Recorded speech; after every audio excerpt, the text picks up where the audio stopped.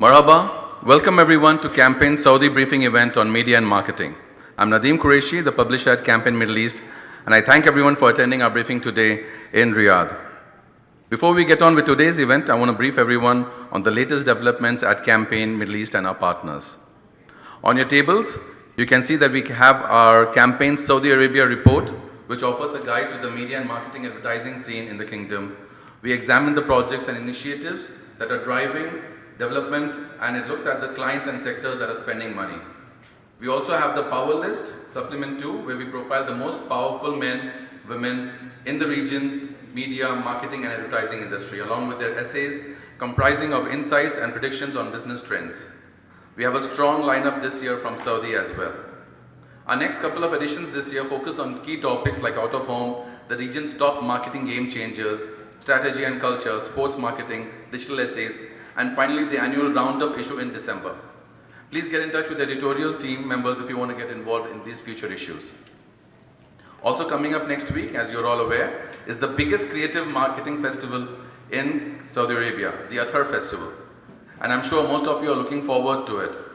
The Athar Festival 2025 is in full swing and is expected to bring together the creative marketing industry across 2 days, featuring more than 250 speakers, 80 plus activations, and the 5 dynamic content stages. Whether you are a creative marketer, content creator, film producer, copywriter, or anyone in the creative marketing sphere, this is where you belong. السلام عليكم، مساكم الله بالخير. مرة سامج. هلا والله معكم اياد.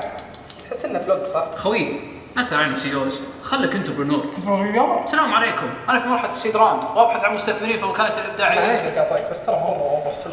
انا عن نفسي بعطيها وضعيه الثقل. وش اللي ثقل؟ دقيقه بس، شباب حنا في جاكس ولا؟ هلا والله ابو سعد. اثر؟ عساك بخير. ايش؟ اثر حنا في اثر. ما حد بيعطيك وجه، عطها وضعيه الرسمي. كيف؟ ثوبك وشماغك وبشتك والسي في يمينك. في ترى بالدوار. هلا يشتغل. تبي تصيد جوهم؟ العبها مستورد. ما ينفع. Hello, nice first of all. My name is Riyadh. I am creative AI bot. ايش رايك بكريتيف دايركتور؟ كوبيرايتر. مخرج. صانع محتوى. شفت هذا كله؟ اعتبره ما صار. عد من جديد. لا تحملها زيادة. لو أنت مبدع مكانك أثر. 21 و 22 أكتوبر. هي جاكس دبي. احجز تذكرتك على atharfestival.com. As Campaign being a partner of this festival, we are very happy to announce an exclusive 50% off for all the attendees today. So if you want to visit the Athar Festival and you still haven't bought your tickets, we are giving you a special code for a 50% discount only today and tomorrow for the Athar Festival. The code is on your screen, and head over to atharfestival.com and put in the code to get a 50% discount on the passes. Take pictures of this and share it with everyone in case they want to attend and they still haven't bought the tickets. The discount is only valid from today until tomorrow. The Athar Festival will take place on the 21st and 22nd October at the Jacks District in Riyadh, and the award ceremony will be at the Four Seasons in Riyadh on the evening of 22nd October. You can buy your festival passes and award seats at atharfestival.com. Everyone took a picture? Right. Coming back to our campaign event, we would like to thank all the partners for supporting us for our event today. Our gold sponsors are Bloomberg Media, MCN, MBC Media Solutions, Publicis Group, Snapchat, Tailwind, and EUM. You will hear more from them as the day progresses. Still on campaign, we are planning to host the 4th annual edition of the Campaign Middle East Agency of the Year Awards on 11th December at Dubai's SO Uptown Hotel. As you're aware, our Agency of the Year Awards focuses on agency business success, that is year-on-year growth, financial achievements, agency culture, diversity, and the people and the teams driving this forward. Here's a short video from the success we had last year.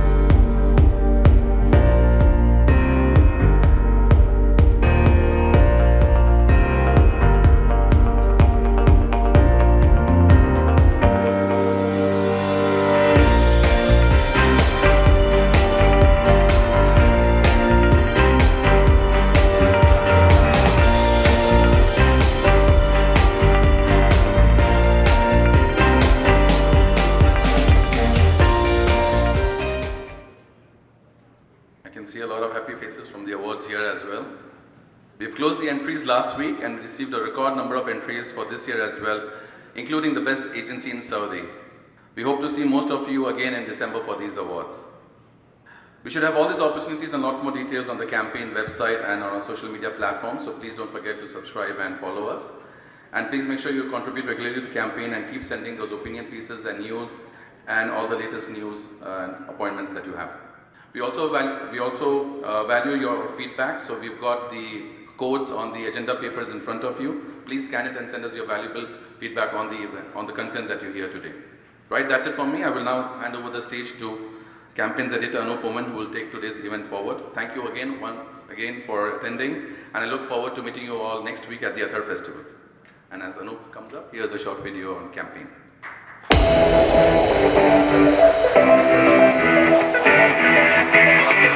Welcome to Campaign Middle East, the region's leading title on marketing, advertising, media, and the creative industries. Backed by Motivate Media Group and in partnership with Haymarket UK, we've spent 16 years in the region setting the tone, breaking stories, and shaping conversations for the industry by the industry. From print to digital, podcast to social, we cover it all. More than 330 magazine issues, 1 million annual web visitors, 105,000 social followers, and counting. We bring the industry together: Saudi Arabia, the United Arab Emirates, Egypt, Qatar, Oman, and the Middle East. Our events and podcasts keep you connected to the latest and greatest the industry has to offer. Campaign breakfast briefings, Campaign Market Minds Roundtable, On the Record. Hello and thank you for joining us on latest episode of On the Record with Campaign Middle East. Insightful panels, groundbreaking conversations, you stay ahead of the curve with Campaign. We keep you in the loop with newsletters sent directly to your inbox twice a week. We map the movers, the shakers, the game changers. We cover every corner of the industry. We wrap up the year awarding the best agencies of the region with the highly anticipated Campaign Agency of the Year Middle East Award. The industry is evolving, so are we. Stay connected, stay ahead, stay tuned to Campaign Middle East.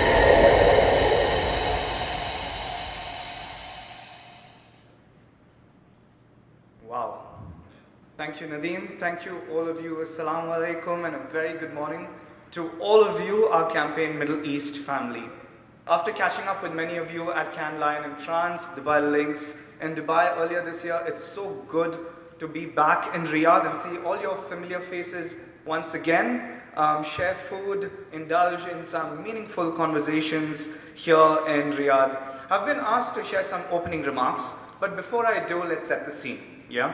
Right this moment, we're going to go on a journey together. We're going to go on a journey through customer experiences, attention, outcomes, measurement, AI, and a bit. I'll say that again. A journey through customer experiences, attention, outcomes, measurement, AI, and a bit. Basically, everything that everyone's been talking about, but with a little more meat within it. But before I start, I must make a confession as well. Just like many marketers, I myself have been quite guilty of focusing on performance metrics and sometimes delivering on them.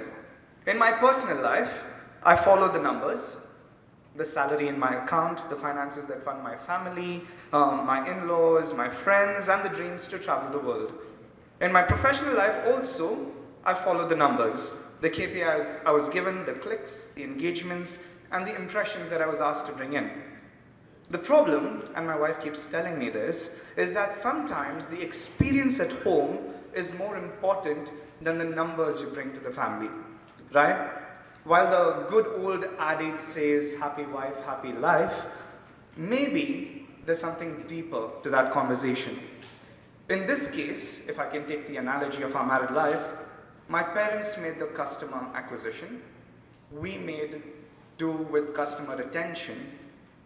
But sometimes with the focus so much on the numbers and what you're bringing to the family, we forget about the customer experience within the house, right? Similarly, there seems to be a say-do gap within the marketing industry.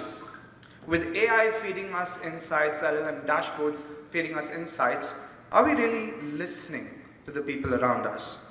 While we seem to be very cheerful and happy with all the information that the dashboards are giving us, and the campaign metrics seem to be soaring with clicks, views, impression, or ROAS, we sometimes wonder why we're not getting that footfall in, why the products are not moving from the shelves, why the inventory in the warehouse is still full, or why there's not enough movement on the P&L or the bottom line. Time to say it again. Customer feedback, perceptions, behavioral preferences, and customer experiences matter. It's a little bit like my mother used to say, don't judge the success of this family gathering depending on how many people have walked into the majlis. Discover that success based on how many people have enjoyed the food and the conversations you've had inside the majlis. Global players need to understand that the beauty lies in Saudi Arabia's culture and customers, truly listening to them.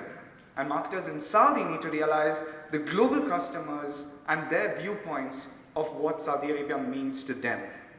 Here's another short story, right? My mother, God bless her beautiful soul, worked as a doctor in this beautiful country for 15 years. During this time, I had the pleasure of coming here, visiting, living, and experiencing Saudi Arabia with her multiple times. At times, we used to invite people, our cousins, extended family and friends from around the world to come and visit us in Saudi Arabia. At that time, they used to go on Google and saying things to do in Saudi Arabia, right? Things to do in Riyadh, things to do in Jeddah.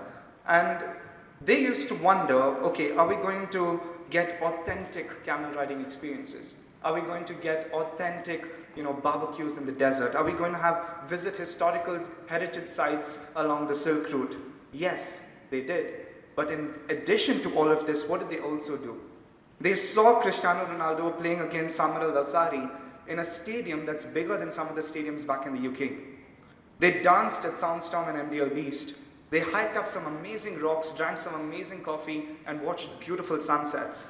They watched Anthony Joshua battle it out at the UFC.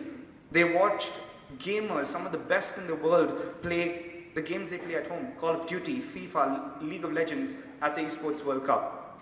What does this tell us? The Saudi Arabia that they thought they were going to visit and what they experienced were two completely different things. The new ad campaigns, for example, that just came out in the last month from Riyadh season or from the Tourism Development Fund for Saudi National Day are great examples of highlighting this perfectly. So I'll say it again. The message from Saudi Arabia to the world is the same message that my mom used to share on our family WhatsApp groups. Come, see, experience, and then share that with the world. Once again, customer experience matters. Now, stay with me on this journey. We move from experiences to attention and outcomes. Here's the good news. Attention is measurable. Attention isn't just the new currency, it's the new conversation. For example, Snapchat in Saudi, this happens every day. Campaigns deliver around 2 times the attention compared with broader social benchmarks. Augmented reality lenses, AR lenses, capture about 8 times more attention. And brands have officially entered the chat, the Snapchat, partnering with influencers and content creators to create these personalized messages for you and I. Most importantly, this is not just attention for attention's sake. This is attention that's actually driving outcomes, not just business outcomes, but long-term brand outcomes, as well as outcomes that shape societies, communities, and the planet at large. That said, and here's where things get really interesting, time and attention is not enough anymore. I'll repeat that. For the last 10 years, we've been focused so much on time and attention, but time and attention is not enough anymore. Brands need to build trust, transparency, and empathy. We need to create better relationships with our consumers, but also better relationships in the industry.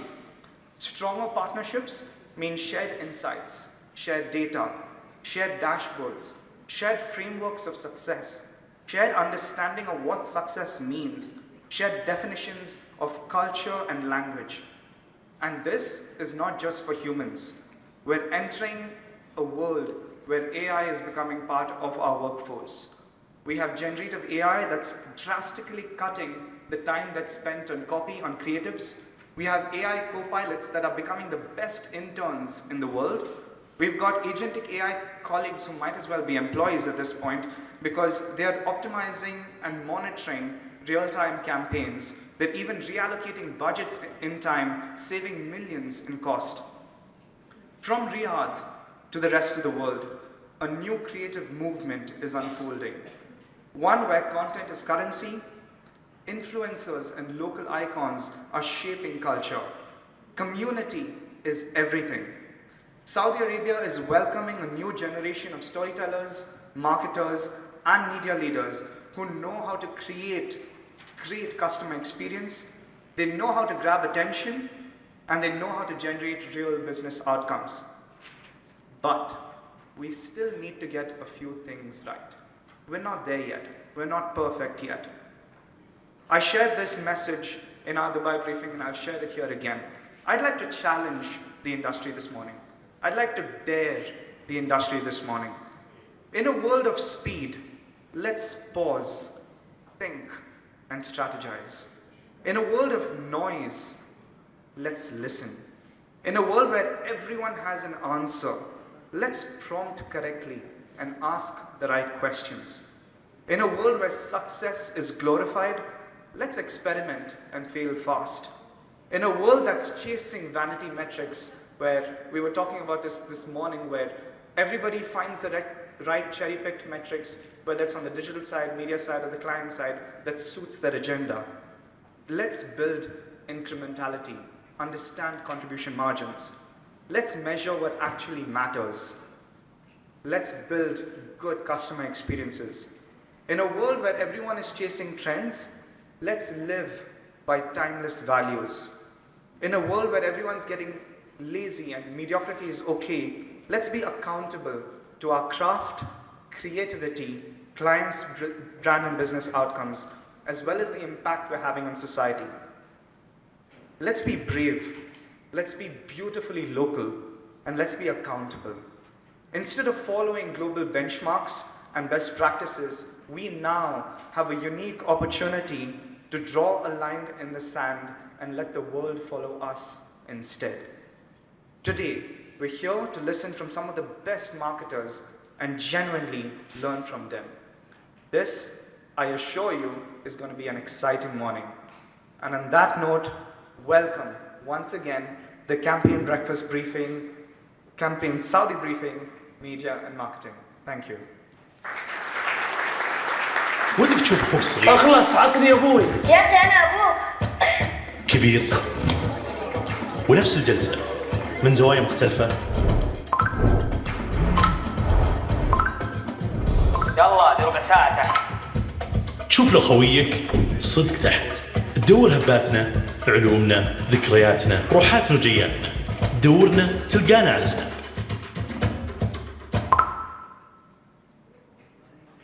Now, without further ado, it's my pleasure to welcome to the stage Samar Lahood, Head of Creative Strategy for MENA at Snap Inc., who will deliver the first keynote address on why attention is the new currency in Saudi Arabia. Samar, over to you. Hello everyone, you hear me? I can hear myself. Thank you for being here. It's an honor to have you all in the same room. So today what we're going to be discussing is how attention is becoming more and more important. It's something that we know for a few years, but the interesting part is seeing how we can unlock it and capture people's attention. A bit about me. That's me, that's my Bitmoji. You have Snapchat, you know what it is. I work now in Snapchat, but before that I started in advertising in creative agency. And after I also went to the client side, and I can relate with all of you marketeers trying to capture that attention that is so precious for us. And when I think about attention, it takes me to when I was very young, so it's me on the left side, and on the, on your right is the best representation Gemini or ChatGPT can represent for me of my childhood room, where I used to spend hours going through the thing that I like, which is basically comic books, listening to my music, and really spending hours uninterrupted in the things I like. Today, I still buy comic books. I still buy books, but I rarely have the time to read them. I'm always interrupted. I cannot even find 1 hour to really finish a book or a story. So why, in a world where our attention is shorter than that of a goldfish, and actually that's numbers from like 2010, why do we need to pay more attention to that? So when I started advertising in 2005, we had print, film, radio, and also outdoor, and also digital. And the idea was like, you need to build ads that run everywhere. And integration was about how we can bring the message to all of them.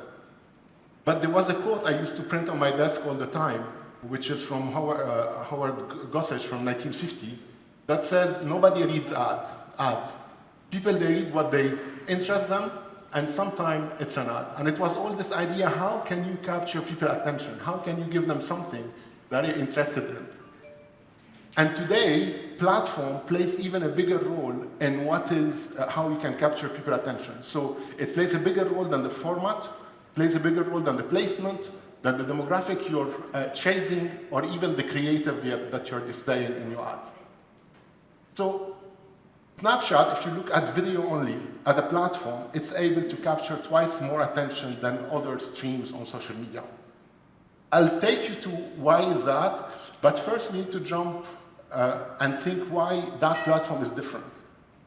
If you think back to my first mobile phone, it was a magical experience. It was really technology that was here, that changed the game, right?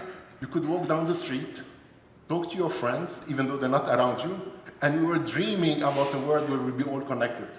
The only attention-grabbing thing on the device was actually the snake game, for those who are old enough to remember that. And we had a dream of like technology with the potential of internet to bring us all together, all connected.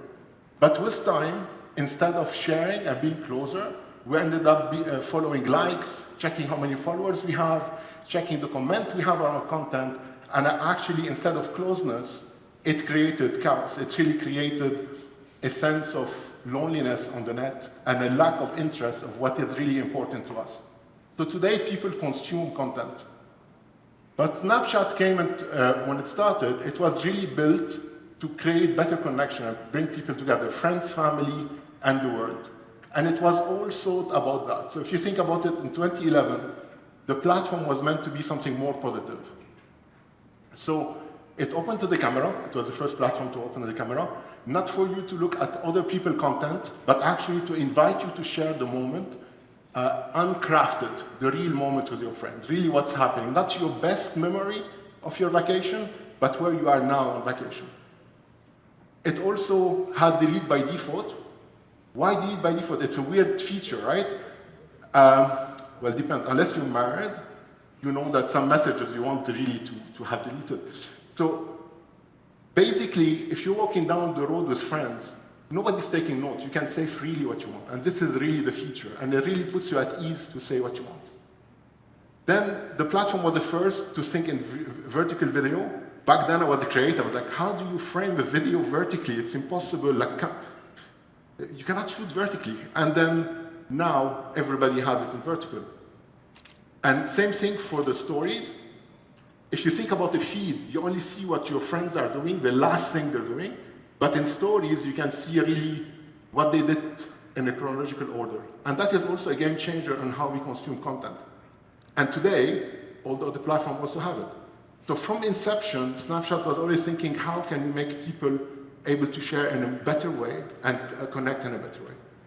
And it takes us to AR, which is, you know, when the selfies were there, you wanted to share selfies, but it's an awkward moment. Why would you take a picture of yourself and so on? So they were created to make that moment of sharing selfies more easier or like more fun and open a conversation in an easy way and a fun way. So today, we have more than 90% of the people who are on the platform, they feel comfortable, happy, and connected. So think about your audience, and this is maybe the magic trick of how the platform people are spending more time on the content, because actually they are surrounded or they're looking at content that they care about, their friends, their family, and people they really want to follow. So, and here, from that feeling of being really connected to that content, we notice in studies that while on other social media platforms, people engage with branded content they have 20% less engagement with it. On Snapchat, actually, it increases. So Snapchatter look at the content that comes from brand in a positive way. And this is why, if we look at the whole platform, including AR, so commercials with unskippable format or video ads and AR, the platform can have 3 times more active attention, meaning people are looking at your content, consuming it, than other platforms. And AR in particular, if you take the format in itself, it's 5 times more attention. It's potentially people spending time with your brand, experiencing it, or even engaging with it and enjoying their time too. So if you look at the attention span, decay, when it comes to videos, it goes very quickly down. So if you're lucky, 3-4 seconds, the attention is gone. If you look at cinemas and TV, it's more sustained. It's a longer time because there's a great storytelling. AR is a mix of the two. Start very high, people use it, and then it decays. So when you think about AR, you need to really think more as if you're able to be in a cinema or a TV with your audience. Today, Snapchat has about more than 100 million people, active user a month, soon 1 billion hopefully, and 300 million use AR every single day. And this is due to the fact that Snapchat is still open to the camera. So people open the camera, they have the carousel to be able to select the lenses they want, the AR lenses, and this is the starting point of so many conversations. And remember one thing, Snapchat is a fun platform. People share things, they use AR to share things that make them laugh or smile.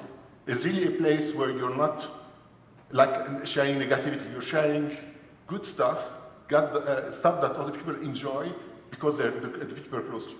Can I have a chip? Sure. Thanks. What's wrong? Do you want the chip back? That's fine, you have it. I want the chip back. No. You stressed? No issues here. Are you sure? You just look a bit sad, what? Smile. I'm not sure if you know about this lens. It was the crying lens. It went viral, but in a different way than other platforms create viral content. That's basically me crying because of the lens. No, today there are more than 10 billion people, or the lens was used more than 10 billion times. Imagine the number.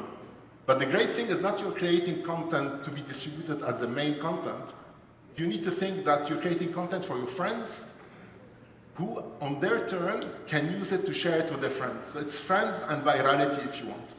And imagine you use a lens, you share it with your friends can go to that lens, take their own, have their own experience and share it with more people. This is the power of like the next word of mouth.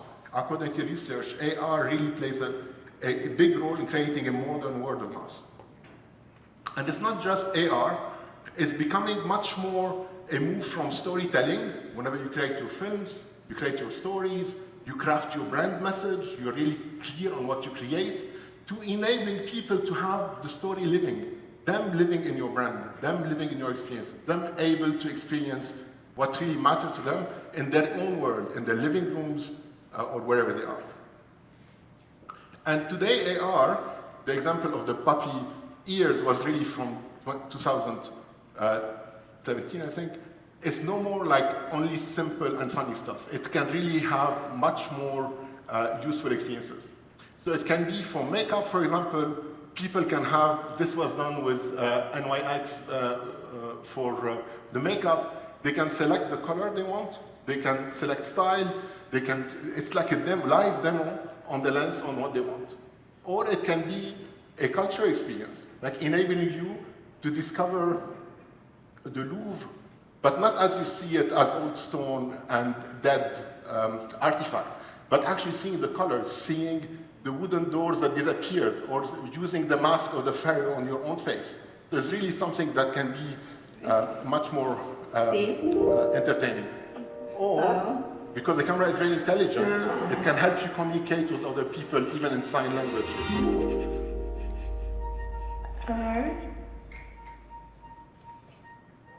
And when it comes to marketeers, it enables you to have people trying your product before they buy it. And by research, we know that people who can try it are much more likely to buy the product. So we did that with Cartier for their infinity ring, with Lacoste for the sneakers, and also for makeup, and here you can directly go and buy the product itself. So imagine the power of having it served to your audience. And AR itself is more like a paint box. Imagine what AI today is enabling you to do. So that's me, my Bitmoji. On Snapchat, you also have something called My AI, which is like your AI assistant. And throughout the platform, you can have AR filter that's empowered by AI. You can have ML, machine learning filter, which is like an AI for rendering the world around you, live in the camera.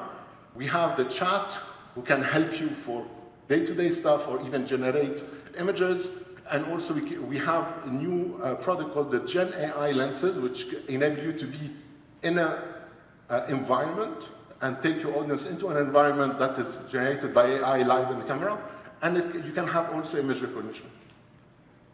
So AR drive attention like beyond any other format. So this is for AR. Snap commercials follow very closely. Then you have the cinema, and then you have Snap ads. So it's really like leading the way in the content compared to the other social media platforms. But then you'll tell me, where does it work? So across the funnel, it really works not on its own. You need to think of it as something additional to your videos. How you can add it to your campaign, and it will help you increase your result. So it can help on awareness, 1.4 times more awareness, or 1.5 times more brand favorability, or 6 times more action intent. And action intent is a low funnel, and you can really influence people for like about 6 or 7 days on their action intent on which product they would like to buy next. This is all good, but here are some examples. So this is all regional example. If you look at Defender, they were able to generate more attention, about 160 times more seconds attention compared to other content. They were able to reduce their CPM and also have more shares, people sharing it. And if you look here, the AR lens, you're like test driving the vehicle, beautiful Defender, I mean, it's a great car.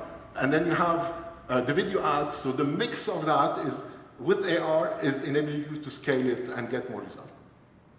It can be also for makeup. For example, last year, Maybelline, for Ramadan, they had their branded video ads, they had the creator content, but also they engaged their audience during Ramadan because people use much more their mobile during Ramadan. They engage them to try the product, but also to entertain them. And the results are also amazing. And 23-second average camera playtime is huge for a brand. It's like a brand experience. Some people build a stand, and they wish that they can have an average of 23-second engagement with that number of people. With Hunger Station, we're able to create a treasure hunt around Saudi where people could collect treasure hunt, like beacons, if you want, from Hunger Station, and from that they would get points and they could win stuff. So it was a great, very innovative model to engage people wherever they are. So you can see the video ads, driving people to experience, and on the map you could find your points, if you want, Hunger Station point, and collect them, and we had the scoring board. It also worked for luxury. So imagine for Tiffany & Co., the try-on lens for them, it enabled them, this is the ad with a superstar, I forgot her name, sorry, but, and you have the AR lens, so imagine people engaging with it, and the results are amazing because it's about 64 incremental reach with the first story, so you can imagine how much more reach you get, but also 9 points, additional point on brand recall, and more importantly, it's 9 more points on product recall. So imagine across the luxury ecosystem if you're able to engage people to remember your product more. And this is an example of generative AI of AR lens with Arla. And basically, through a click, it can take you and put you within a situation that's generated by generative AI. And you have multiple possibilities, but it goes from the ad to deliver another experience that could be for the brand. And the amount of shareability also, 97,000 share, which means you didn't only influence the person using it, but you influence the friends who got it, who received it from those shares. But also, simple experiences work. So for faces, what we did for Saudi National Day is a simple AR filter, which is not the AR lens, if you want, but it was really powerful during that period to break through the clutter. You know, everybody's active on Saudi National Day. So basically here, they had 9-point more favorability and 8-point more action intent during Saudi National Day with a simple camera filter. So overall, if you want to remember something, you need to think first platform. Which platform are you on? You need to keep AR in the mix, adding it to your video, to your brand content. You need to capture attention, and also shareable works and can generate much more results for you. And going back to my little story at the beginning, for me today, I cannot read all my books, but through the experiences that we have, even organically on the platform and with Gen AI, I'm able to see myself in many stories. Instead of just reading, I can be the hero of some of the content. Thank you a lot. I hope I grabbed your attention for this time. I'm not sure if I'm a bit over time or not. I'm good? Thank you. So 15 minutes is more than I get for my content. Thank you. Have a good one.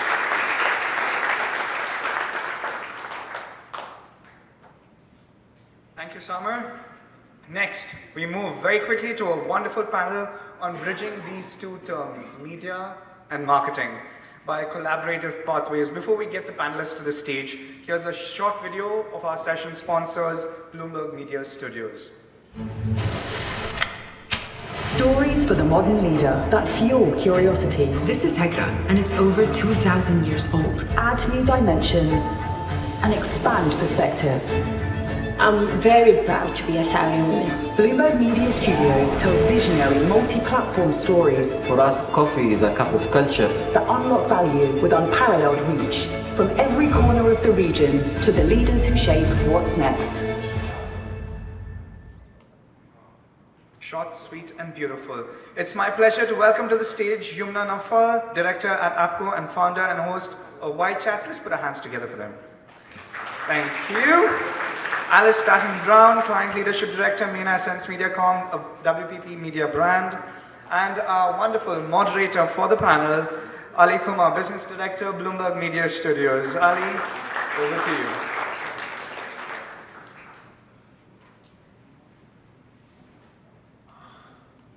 Thank you, Anoop.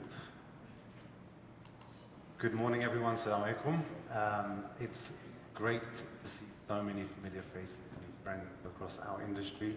Thank you very much for being here today, and my wonderful panelists, Yumna and Alice, for joining me. So, let's kick things off. Collaboration has always been a bit of a buzzword in our industry, but today it can really make or break campaigns. I'd like to really talk about how brands, agencies, and media owners can move beyond the brief and build partnerships that actually drive impact. So, Alice, my question to you, what do you believe the foundation of a great partnership is, and what is your preferred way of working with partners? Thanks, Ali. So how I love to work, and I think our teams love to work, is as an extension of the brand and an extension of the client team. So when we're working with our media partners and vendors in market, we really are representing the brand, the client, the voice that they have. And I think it comes across as being more authentic.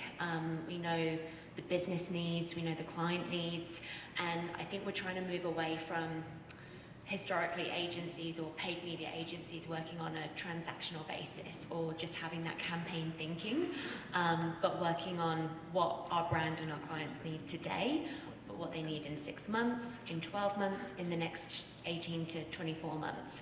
And I just think having that relationship and that extension of being part of the team really, really helps.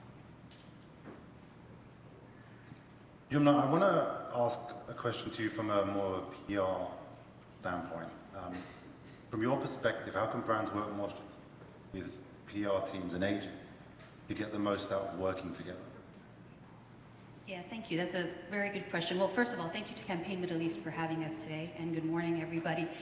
I think when we were talking a little bit about this before the panel, the way to do it is really focus on what you want to say and who are you saying it to. And with PR, which I think is a bit of a dirty word, excuse my French, let's call it communications. I think you have to focus on storytelling. Storytelling is everything. We saw it in the presentation before with Sam Lahoud. We saw it when Anoop was presenting and introducing everybody. I think it's what's the story you want to say, and agencies can help, brands tell their stories, because brands, inadvertently are all about storytelling. So what's your story? Who are you telling it to? Your audience, and what's the impact you want from it? And I think when brands and agencies get together, that's the ultimate goal, is to be able to tell it better for maximum impact. Which kind of is a nice segue into when you're leaning into working collectively or collaboratively with agencies and clients and media agencies. Trust and transparency, I truly believe, is something we hear a lot about. Personally, from my experience, I've learned that it's sometimes to be better upfront with your communication, and something doesn't actually feel right, I'd rather say so. Depends who you're talking to. Depends who you're talking to. I think in Saudi Arabia, we're lucky, and we'll talk a little bit about this, I think, later, but I think, it's good to be authentic because it helps, definitely, but measure your words. Carefully. So just going back to that point, how can trust and clear boundaries strengthen long-term partnerships, the space that you kind of live and breathe on a daily basis? How can trust and honesty and setting clear boundaries strengthen long-term partnerships? I think it goes back to what you were saying, Alice. I think it's about being authentic. Luckily, it's not so much about setting boundaries, but really, I've come to realize in our line of work, people appreciate honesty because they're used to the yes man all the time. And I know they appreciate that to a certain extent. But being honest, being genuine, it helps. And I think it helps with partnerships and relationships long term. But I think it's a bit what you were saying. Yeah, no, I completely agree with that. And I think actually, if we were just yes people, then we're not doing our job. We're supposed to be the first review of any responses, any opportunities, and we should know the business needs, the client needs, and we should know what they need for campaign opportunities and outcomes. And it should be across the whole marketing ecosystem. Because if we don't work collaboratively with the PR teams, the creative teams, the organic social media teams, then paid media on its own, it needs to be part of the full ecosystem, as does PR, because if we have conflicting messages, then we're not doing our job. So I feel like that's where having that agency village, having that transparency, and having those honest conversations, it can be difficult, but that's what's needed, and that's what our job is. And I feel like it's also important to have those honest conversations with media vendors, because everyone's so busy, and I get outreach from like 30 different partners every day. Sorry for some of you in the room that I've not come back to yet, but we're all so busy, and we can't put everything forward for every opportunity, and sometimes it just doesn't fit. And I think it's better to have that open, honest conversation and say, it's not right for now. I don't want to waste your time. I don't want to waste my time. I don't want to waste the integrity of taking this opportunity to the client when they'll say, did you even listen to what the brief is? And I think it's having those conversations. It's not easy, but you have to know what you're doing and what's right for the brand and the client. But then when I do call you up and I say, hey, I've got a great opportunity, you're the right fit for this. You know that it's genuine, you know that it's been reviewed, and that actually there's a good chance that we can put it forward for an opportunity. Thank you.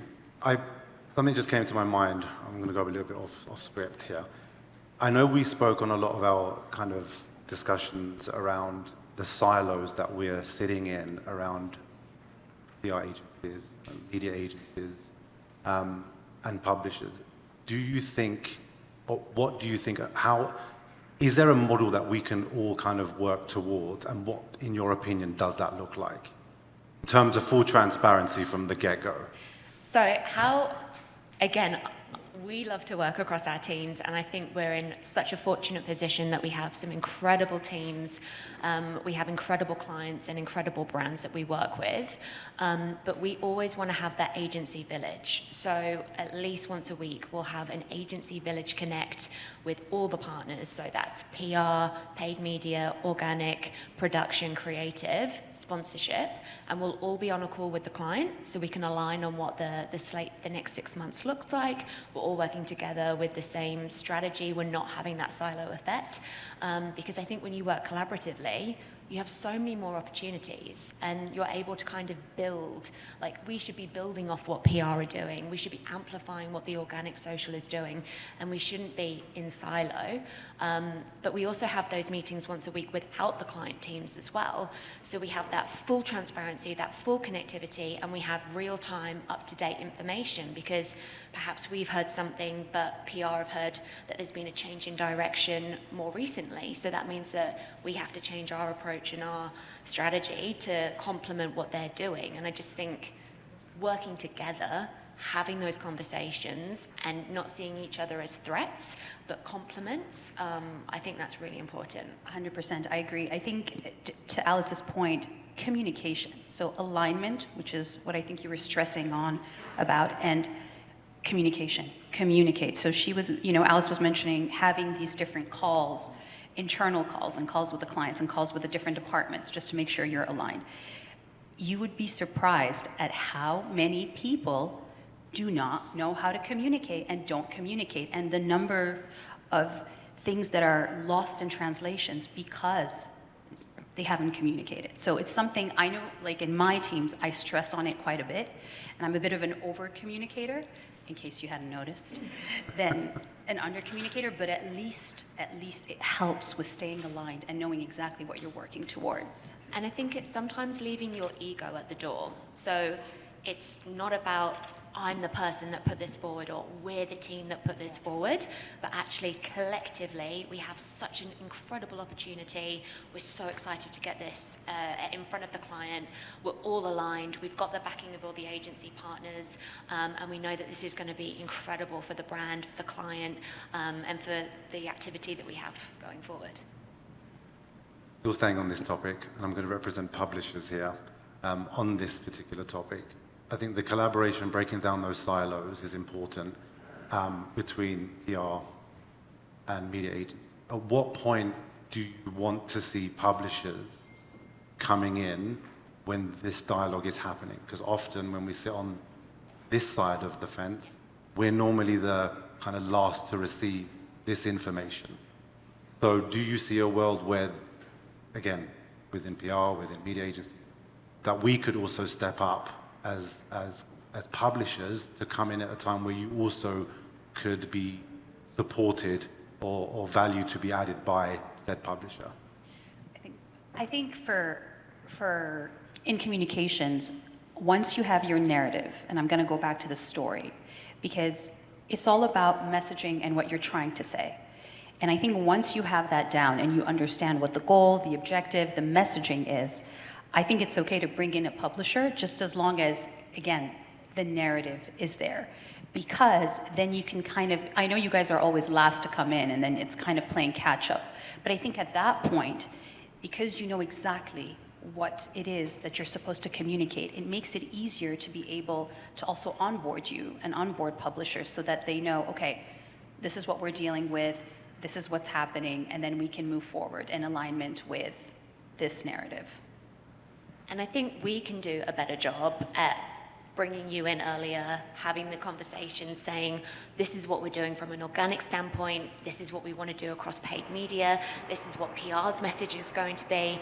How can you work with us? How can it feel authentic? How can we have that red thread through everything that we're doing? How can the story kind of be amplified through the comms message and, you know, the organic and the paid?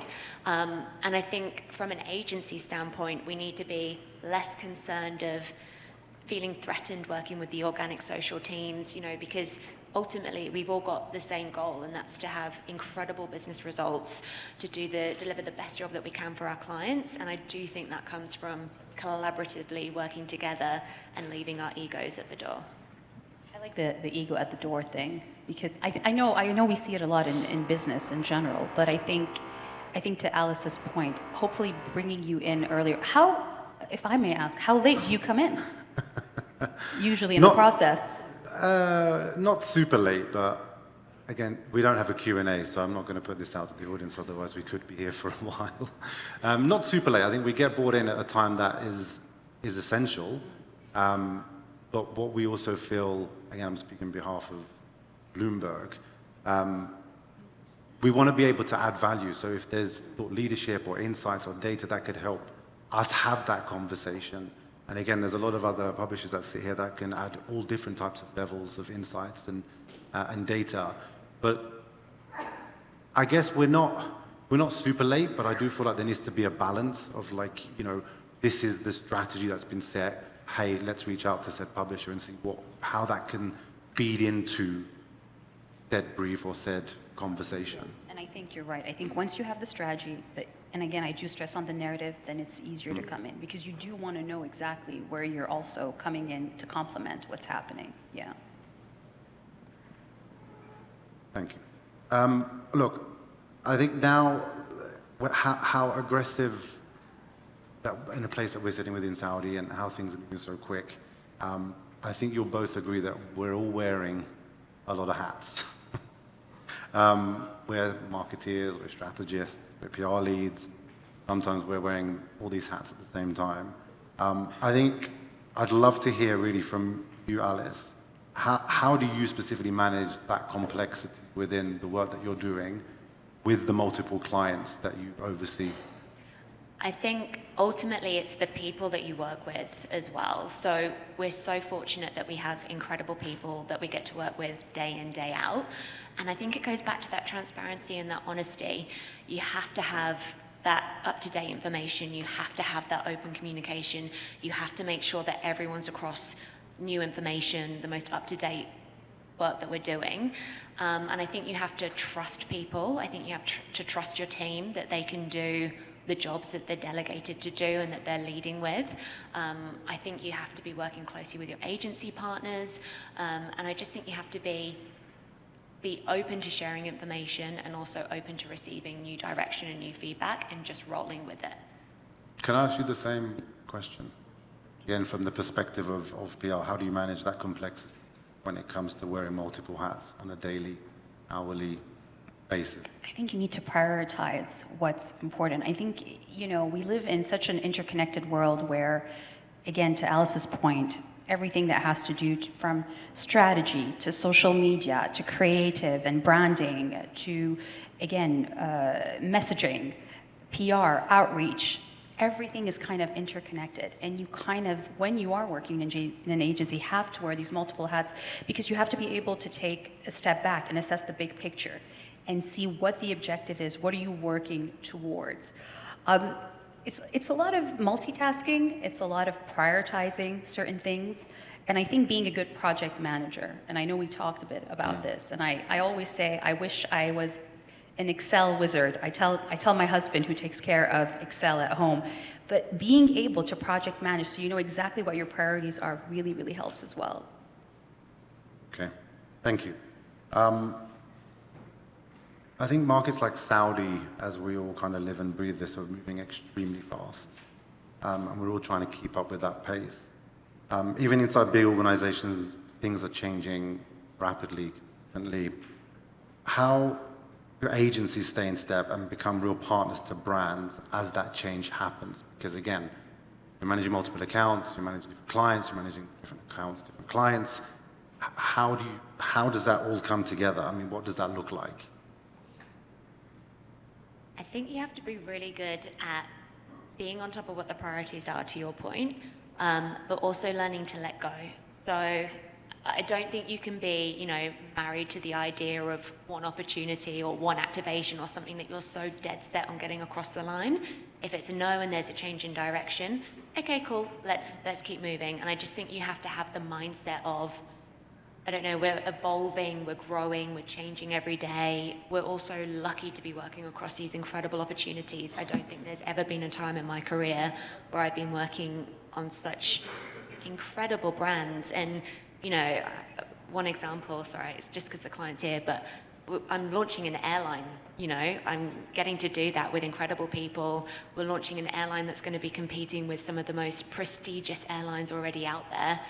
When would I ever be able to do that again? So I think with the stress of so many changes and having to be working, you know, in a fast-paced environment that's constantly evolving, you have to kind of take the positives and that's what kind of leads you through it. I agree with that. And, you know, it has to be said, when you work in a market like Saudi, it is a privilege. I was born and raised here, and it is a privilege to see the transformation and what's happened with Vision 2030 and where they're headed. And they're sprinting, I agree. But there is such an opportunity to be part of this. And it comes with its own challenges because, again, you're kind of running before you're walking, and everything's happening simultaneously. But you try to look at it as, okay, what is the opportunity? And to Alice's point, you have to be very flexible because in our line of work, things change, not every day, sometimes every hour. And being flexible, and I think it's, you said it, being married to an idea, but I think it's even more than that. You kind of have to be fluid in some ways because ideas come and go. And listen, I know it's frustrating because not everybody likes change really quickly, and a lot of people tend to be very set in their ways, and we deal with that. Oh, you just, you know, the other day, you know, oh, but the client just said this, now they're changing, it's a completely different brief. It happens all the time. And I think the sooner you're okay with it, the easier it is to deal with it. Yeah. And learning how to deal with the stress of it, I think if you're someone who just gets so, like, you just have to let it go and just move on. I feel like you have to be quite focused with moving on to the next thing. And listen, and letting go is hard. I wish more. No, it's true, because I think if you look at communications, by the way, somebody was telling me the other day, it's one of the most stressful jobs in the world. I think heart surgeon came first. Hello. And then I think communications was like second or third. It was like a really stressful job because you're constantly being called upon, things are constantly changing. And it is hard to let go. We do have to kind of say that. I wish it was as easy as it is, you know, easier said than done. But again, I think it's a process, and the more you practice, the better it is. It's one of those things where if you have more experience, it gets easier. But again, just to pick up off of that, to me it sounds like with all this change happening in both your worlds, what you are looking for or what you would aspire to have are partners on the other side who can be as nimble as possible. And easy to adapt with the changes. So we'll probably brief you, and this will be the approach, and this will be the strategic insights that we have, and then get a call and the direction's so different or the market's change, but we need partners who can have that same agility and flexibility as well. Maybe one of the most important skills to have, I think, to be flexible and keep an open mind with everything, because things are changing all the time. Yeah. Do you see that there is a lot of flexibility with the partners you work with? Because we can sometimes be set in our ways, and we know things are, again, like I mentioned, quite dynamic and moving very quickly. Could we do a better job? And what could that look like? Beyond, you know, just staying agile, and what could that look like? I think the partners we have in this region are brilliant, and I think everyone is able to adapt, and I think that's because we're all aware of how fast-paced and how, you know, there's so many moving parts, and we're doing something that, you know, other places have never done before, you know. So I think everyone has that understanding that when we brief them, this is subject to change, this is TBC. We even joke with some of our clients, we're like, okay, what are the campaign dates? And they'll be like, TBC? We're like, cool, we can do this. And I think it does change what maybe you put forward. So you have an idea when you're looking at like your lay down, what is, you know, 90% confirmed, what's 70%, what's 25%. So we're not gonna put some, you know, traditional opportunities down that need a 3-month lead time to have creative, so we can go and install, print, all of this. So I think our strategy and who will brief, and again, this comes back to, you can't say yes to every partner, and sometimes you have to say, sorry, you're not the right fit for this. And sometimes it could just be, we don't have the time to do something that needs a 3-month lead time, we have 3 days to go live, or there's a 25% chance that this campaign's going to actually go live. So we need something that can be flexible and we can invest elsewhere. So I think that's where, as planners and media strategists, we have the ability to understand what a last-minute campaign looks like versus something that's really thought through and we know is 100% going to go live. And I agree. She said it, in so many ways. Communicate with the partners. I think something we constantly hear in Saudi Arabia, which is great, is this country is based on relationships. You need to build relationships with your partners, right? I mean, a lot of things tend to feel transactional, and in some ways they are, but when you build a relationship, when you constantly and consistently communicate, it helps. Because I think, basically what you were saying, people have this understanding and this awareness of how the market works, so they kind of do know what to expect. But even when you do know what to expect, in the midst of a panicky, stressful moment, sometimes you get caught in it and you're like, now I have to change again. But again, communicating, building relationships, it really softens the blows. And I think it's honestly probably the foundational thing for everything, and definitely what's worked, at least for us, and what we've seen in Saudi Arabia. Thank you. Yeah. Thank you very much for your time today. Thank you to my panelists, Alice, Yumna. Much appreciated. Anoop, over to you. Thank you, Ali. Thank you, ladies. Break silos, communicate better, be brave enough to say no, be agile and flexible. Are we all on board with being agile and flexible? Yeah, so let's be flexible. I'm going to do something that is not in the script. Can we all just stand up for a second? Can I get everyone to stand up for a second? Excellent. Tariq is stretching as well.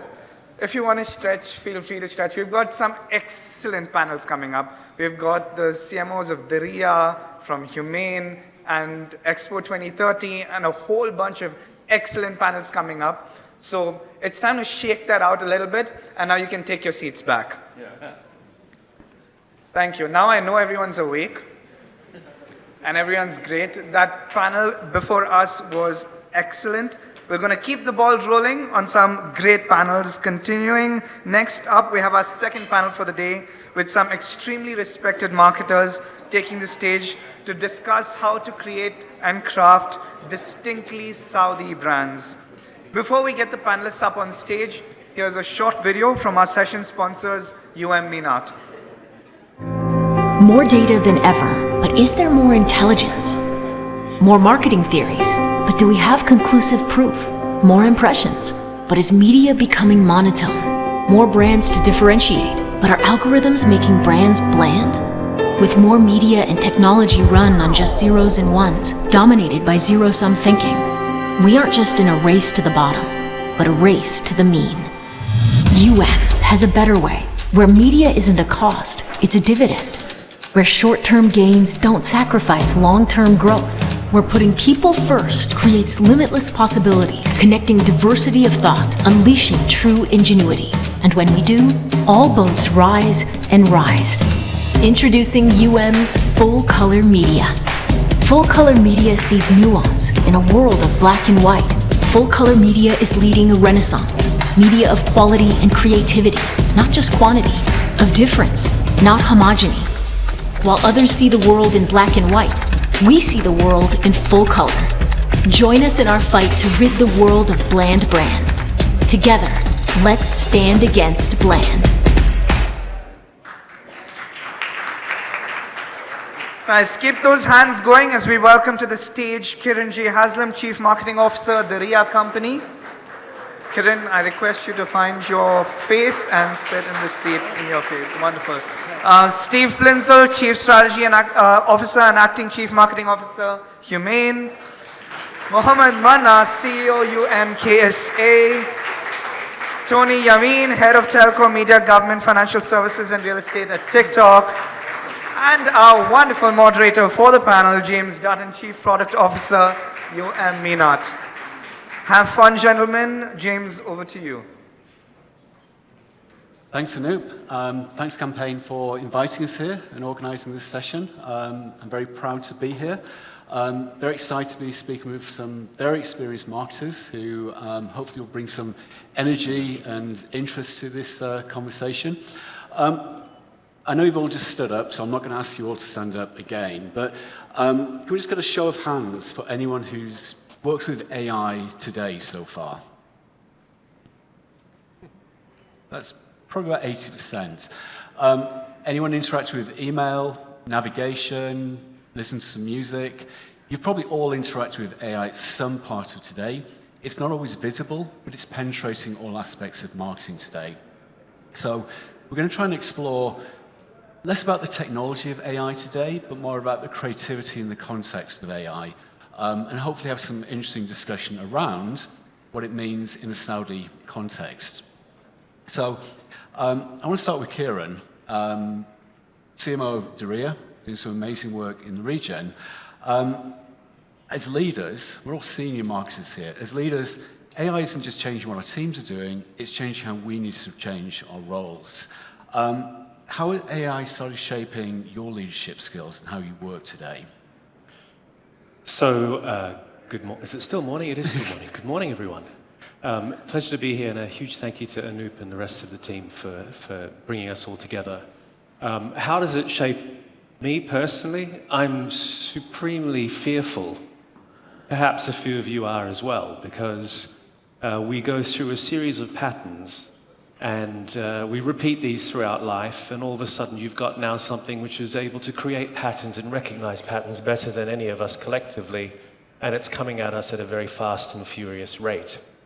I should say I'm fearful for good reason, and that's because I had the great pleasure of being able to sit in conversation with Dr. Joshua Bengio in New York last year, and earlier this year with Jonathan Haidt, and both of whom, if you've seen or if you've followed, it's very much worth looking up both of these individuals just to understand the implications of technology on who we are as human beings that exists as we know it today as opposed to how we see it developing tomorrow.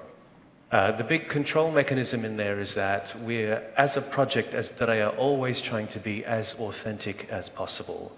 That doesn't necessarily mean mining a whole load of data, aggregating patterns, and going in the same shape or direction as the wave of that pattern. If that were to be the case, we certainly wouldn't be developing a very, very low density, urban, sprawling, pedestrian city of the future. We would be going very vertical, we would be going very high density, we would be thinking about IRR first, not about the vision, not about the human quality, not about the quality of life. So as a consequence, a lot of the direction of travel seems to be knee-jerk reaction. It seems to be not very well thought out.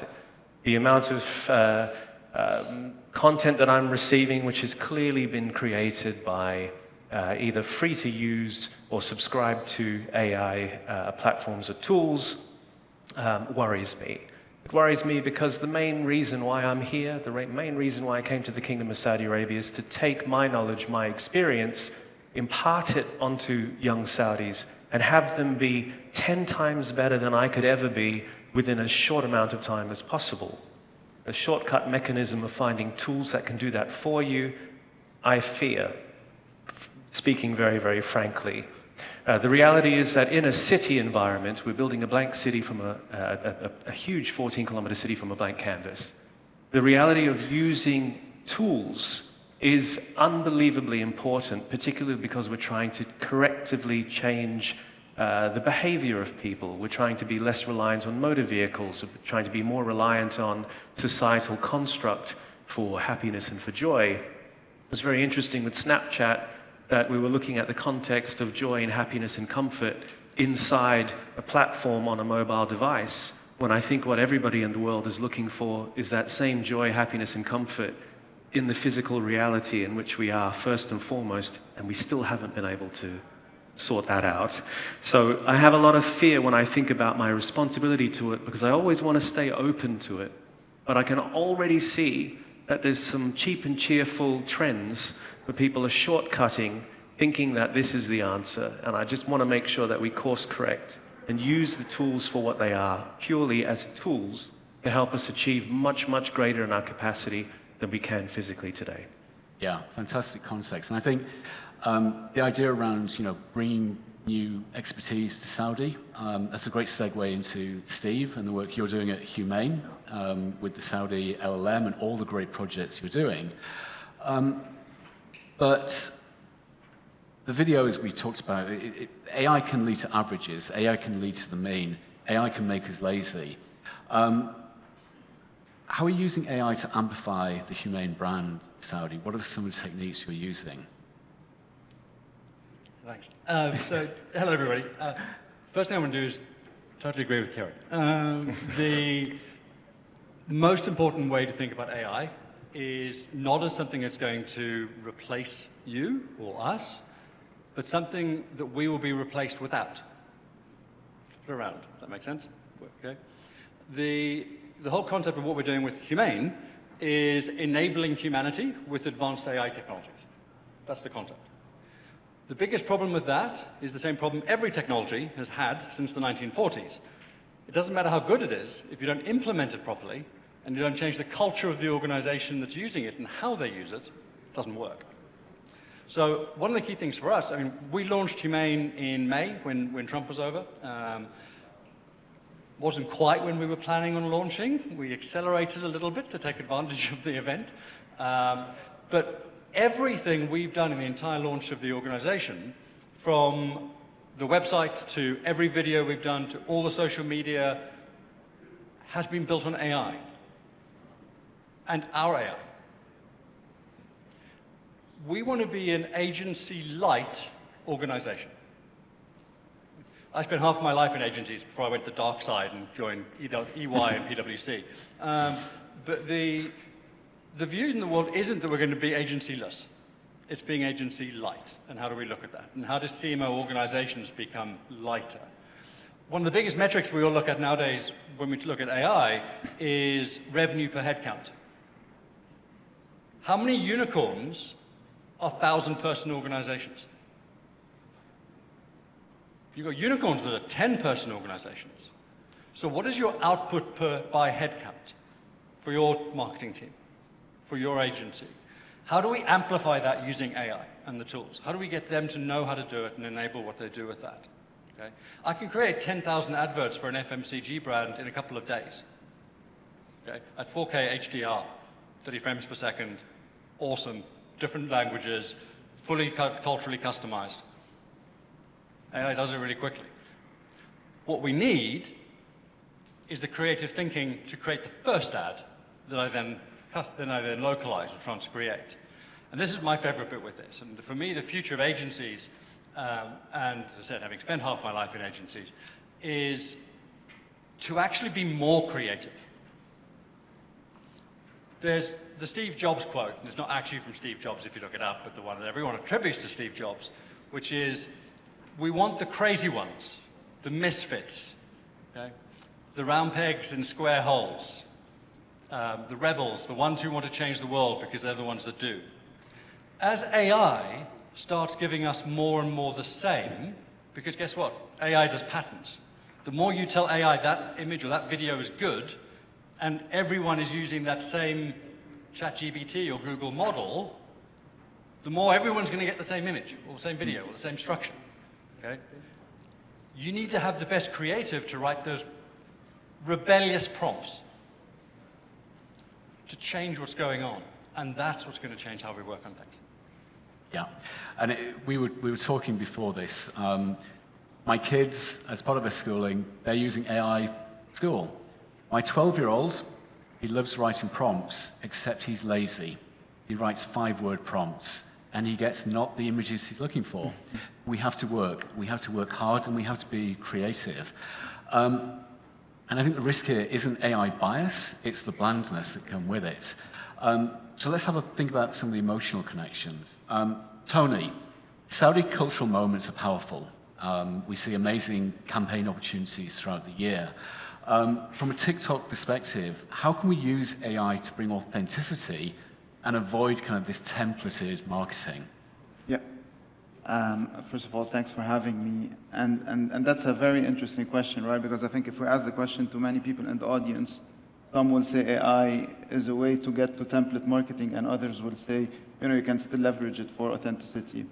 And obviously within marketing or beyond, if you think of the use cases that AI can cater for, you have low empathy use cases and you have high empathy use cases, right? And AI's role differs within these different use cases. So today, if you're talking about low empathy use cases, yeah, AI can automate it and can take a broader role in terms of getting that use case to life. But if you think of higher empathy use cases, this is where AI needs to build and augment on the creative mind of the human, right? So we were saying before, I think Steve, Kieran both mentioned, the starting point is that creative mind, right? And that creative mind needs to be amplified and augmented and elevated, and this is where AI can come and play a role. So take it back to TikTok, for example. Today, obviously, we have tools like AI Symphony, which is an all-in-one creative enabling tool, right? It'll give you the chance to get the data and analytics that you need to inform your campaign, right? But then it'll also help you take the data, create a script to sort of reinforce what you're already thinking of, and then eventually it'll help you take the script and produce content, right? Whether it's a script to image, script to text, script to video, it'll always help you take what you're already thinking of, vet it through the right data and analytics, and take it to the next level.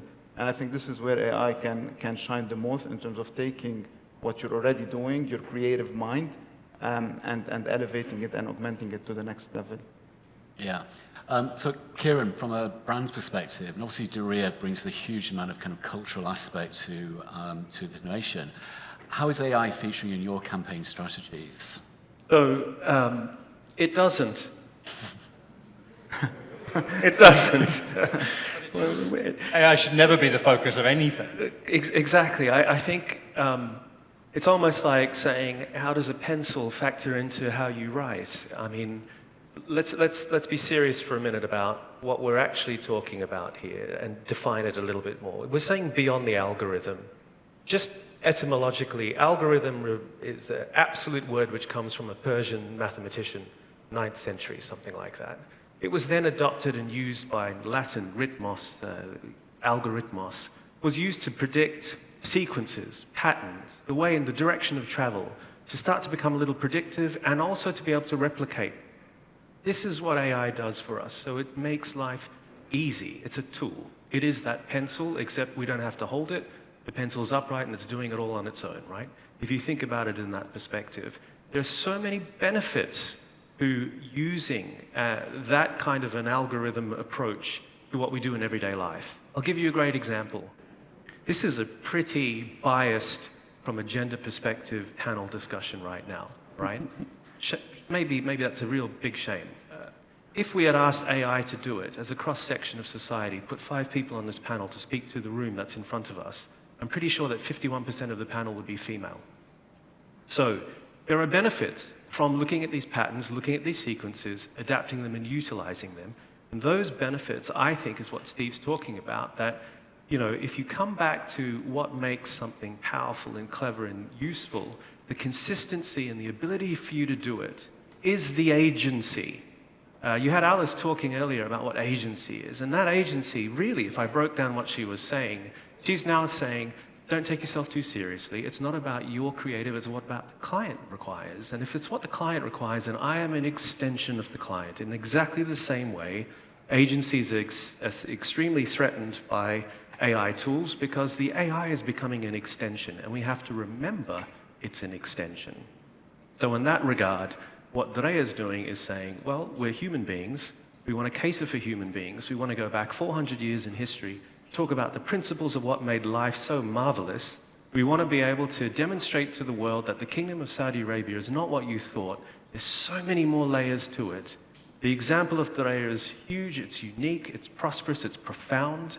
You have the first agricultural settled society construct that we are using $64 billion to build a city around so that the world can stop and take greater notice of what's going on in the kingdom. Not from the transformation perspective, but from what's the actual narrative which defines the culture. And if we could play a part in that, we're going to use whatever tools are at our disposal to bring them to life. But we need to do that in moderation and realize it's the tool. Yeah, and I think everyone talks about it. And unfortunately, we started using the word human. In marketing, we never talked about humans, but now we talk about humans adding value, which is a very strange thing for us to be doing. I don't think any of us refer to ourselves as humans when we speak to each other, but the human thing has just become part of a new language. Now, it wouldn't be a panel if we didn't talk about measurement. So, Manar, from a perspective of the evolution of the marketing landscape, from the world of media, how is measurement changing in this new ecosystem? Yeah, thank you so much. Good morning. I think the first thing that comes to my mind when it comes to AI, I think the corporate world is becoming so much obsessed about AI. You go to LinkedIn, you go to all of these kind of social platforms, everybody's talking about the angle of AI. But I think the bigger question that we need to ask ourselves today, how are we moving to that kind of era of intelligence? We're moving away from digitalization, from all of that kind of digital era, to more era of intelligence and understanding the data. And that's a fantastic way. Or do we want to go back and launch the campaigns and do the marketing campaigns that we always do in the last couple of years? So it's very important to focus on that kind of shift, because it's not about digitizing your processes, about your tasks and stuff. It's much more defined. We are putting like the artificial intelligence with human in order for us to have a much more better storytelling with the consumer, and we have tangible results as well. And that's something very, very important. So today, what I challenge all of us today is that think beyond black and white. Think beyond that kind of marketing funnel that has been there for 127 years. It's very, very, very, very old school about thinking about something. Sometimes it works, but we need to think about the new consumer journeys. And the thing that is going to be very important, think about failure. Failure is not the enemy today. It's going to be our biggest teacher. Because the more that we fail and fail and fail, we're going to reach to a stage that we're going to be understanding how AI works with everything that we do, and we're going to take it to the next level. Something that we're discussing before the panel with James as well is that AI without the human interaction, all of us believe here, and what I know, is that it's not going to work, because today, AI does not know the human nuances of the world. It will not know. It will give you that kind of data, but you need the interference of a human to understand, to dissect, get intelligence, think forward. How does it correlate with the complexity of the organization and the media agency as well? So without doing that one, we're going to be not having marketing campaigns that are meaningful. And that's why it's very important to put it. So today, AI on its own will not understand culture, will not understand what competitiveness is, will not understand the landscape. And that's why the beauty of us complementing AI, that's the way that we need to work forward. So in the last it's been almost 18 months, me and James and the team were working on a lot of AI solutions. And AI, I want to treat it as a partner. It's not going to be a replacement. So today, brands will elevate with AI and all of these kind of things, but it will let you understand the complexity about the organization, and also will understand something very important that we're always trying to do with clients and media agencies. You are going to be understanding complexities and understanding how can you have an evolution about productivity. Because everything that we're doing today is that how can we be much more productive with the clients? How can we make the job much more faster? How can we come back? We get so many briefs on a day-to-day basis, a monthly basis.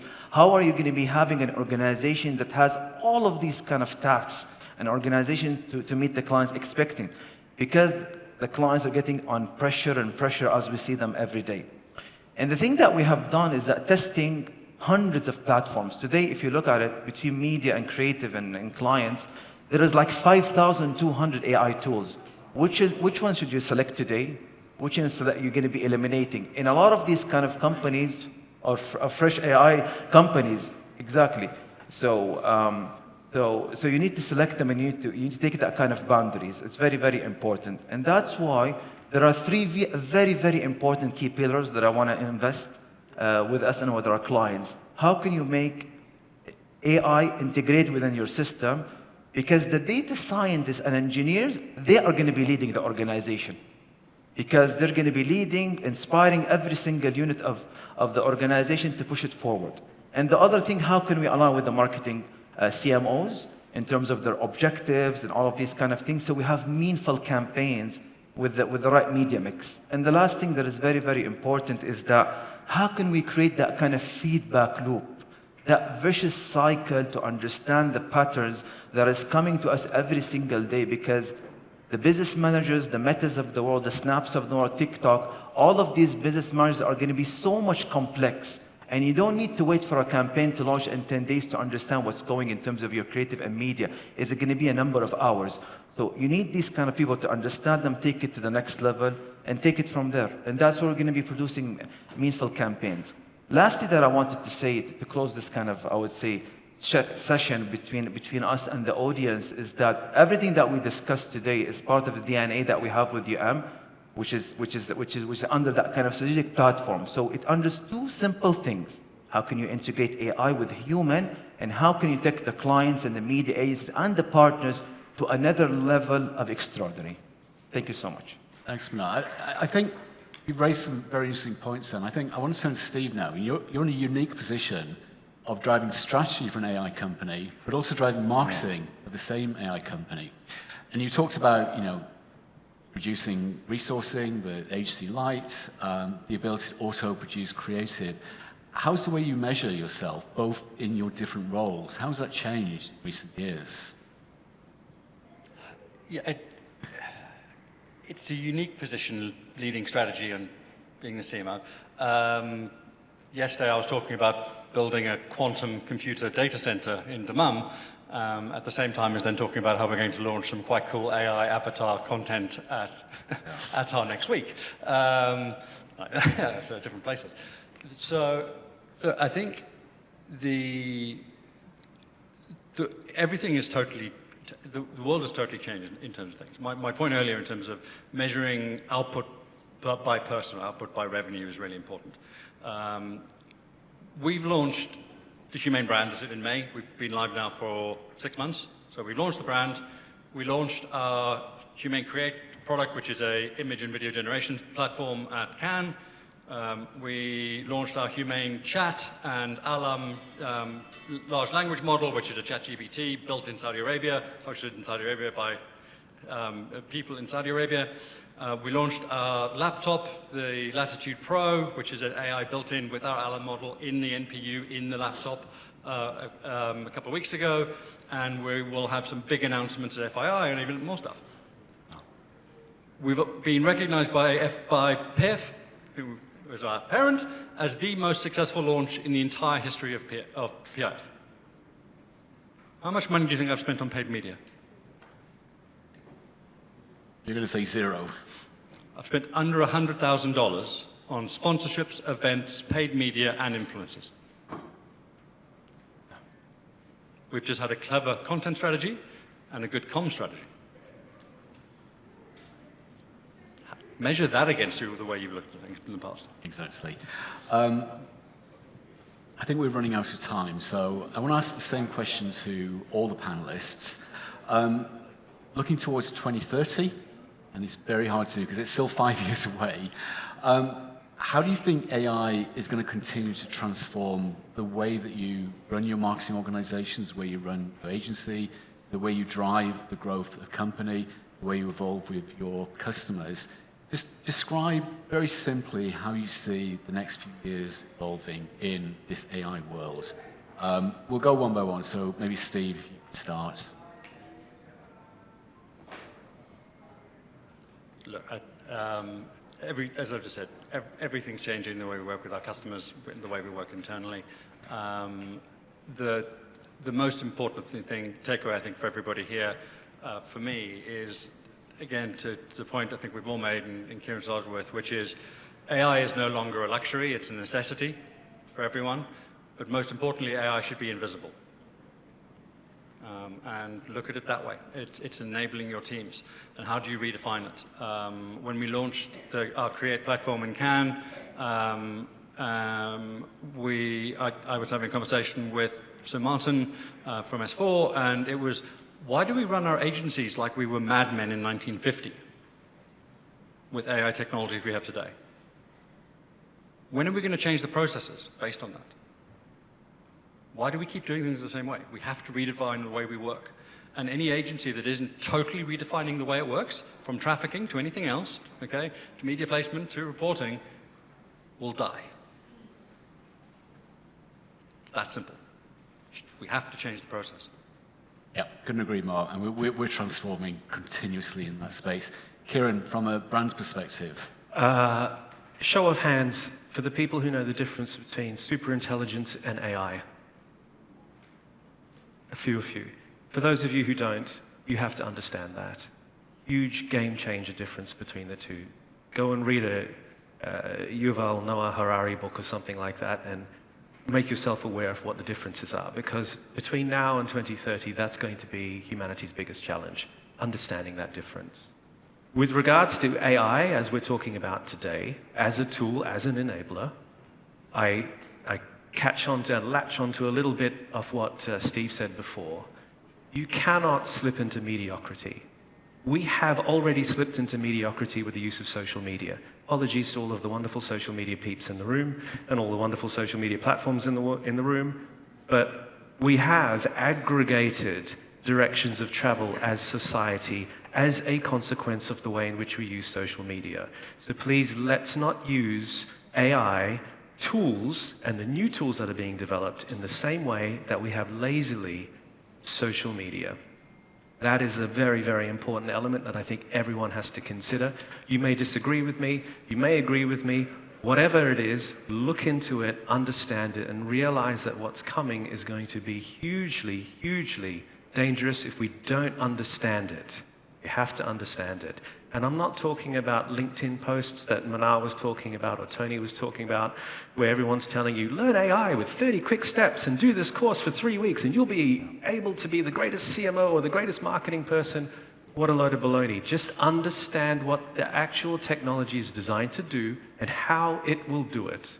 Because I had an encounter in Cannes, which I was ashamed of, in a room. A very, very experienced CEO of a major PR firm, global PR firm, had the audacity to suggest to me that they could help me to program the large language models so that I would be more relevant to AI when tasked. That is preposterous. If anybody in the world could do that right now, I wouldn't need to do anything else. I would be the most dominant force on planet Earth. So that tells me that senior people in our industry do not understand the difference. Spend time with people who do. Go and see Steve. Go and see what these guys are doing, because they are the new generation of power. Think of him as power. Think of him as plugging into the socket. That's what these guys are going to be doing for the entirety of mankind in a short period of time. And so try to learn a little bit about that and apply it to where you are. I'm still trying to do it because I still don't understand it, but I'm on the journey. And hopefully by 2030, when we're faced with this new world order, we'll still be human beings and we'll still be able to be who we are on planet Earth. Love those points.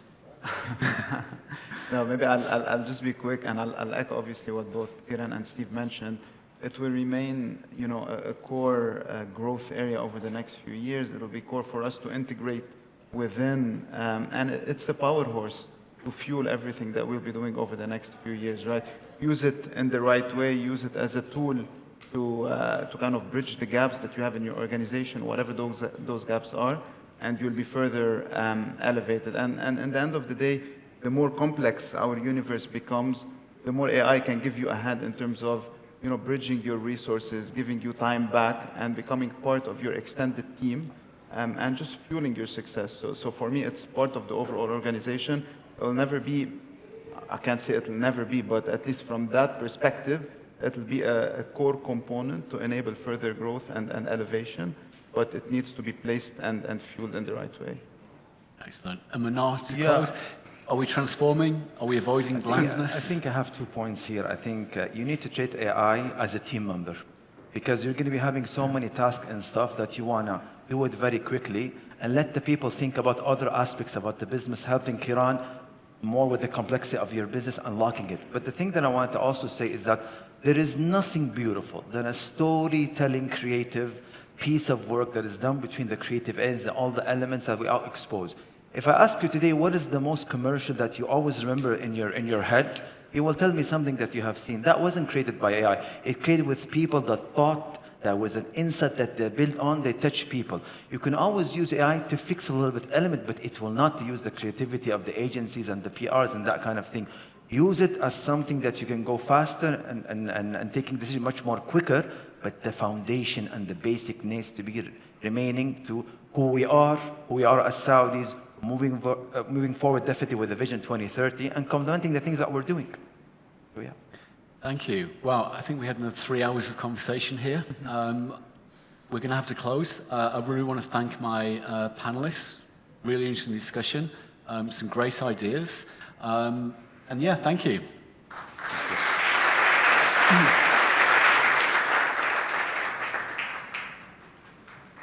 Wow. Can we keep that going till they get off stage?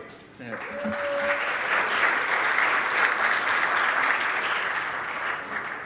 Wonderful. It's always great. It's always great to have these great leaders on stage and listen to them. This is what non-scripted conversations by Campaign Middle East look like. This is what happens when you don't rehearse your answers with everybody. We're going right back to the next panel.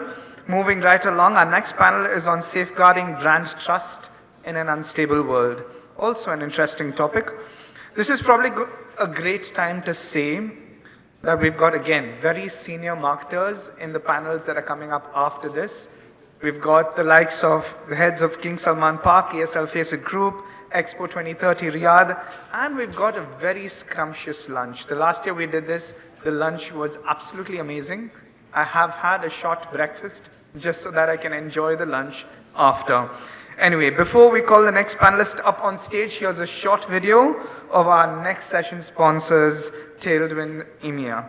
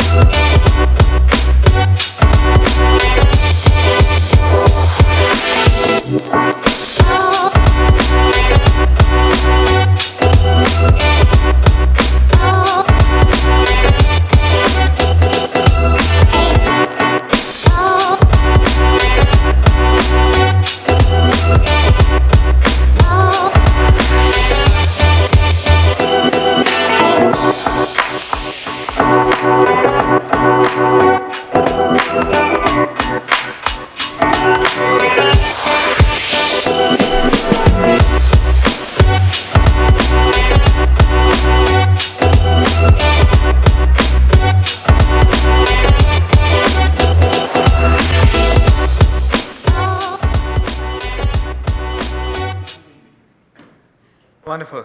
Time to take a deep breath and dive in. Let's welcome to the stage Joe Bell, Vice President Business Development at Integral Ad Science. Khaled Abu Sulaiman, CEO of Zamakan Agency.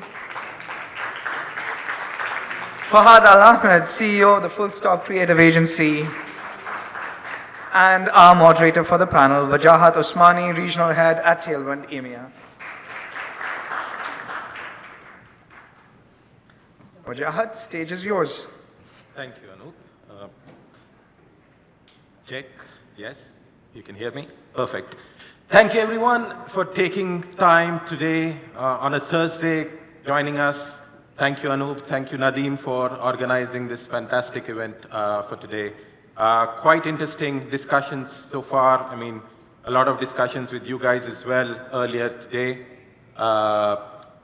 One thing is clear. I mean, if I have to pinpoint one thing specific as the undertone of today's discussion, is the use of AI, whether it's good, bad, what it does, and what it means for us as an industry, right?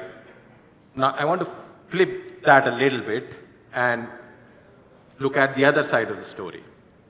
With the way things are, in the way of the pace of change and the evolving landscape, one thing is clear is that it's going to be much, much quicker for you to create content.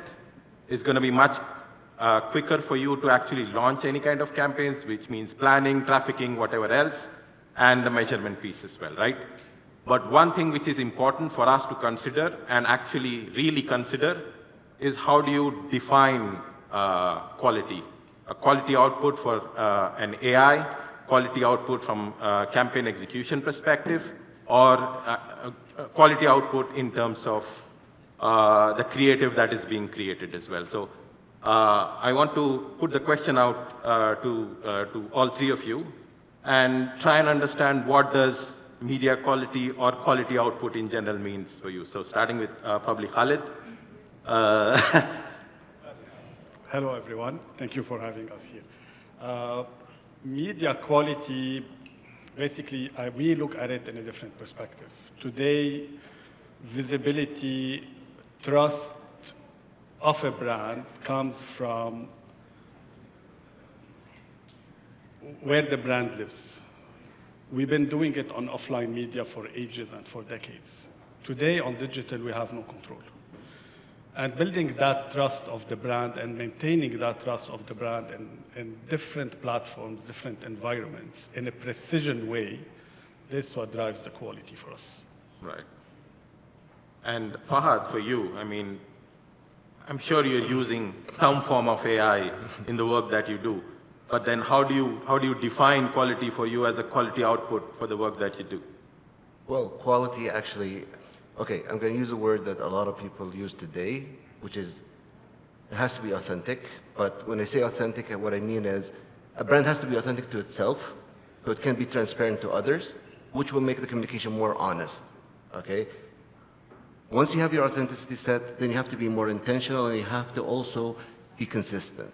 A lot of people worry, like they see a lot of evolution that is happening in the market.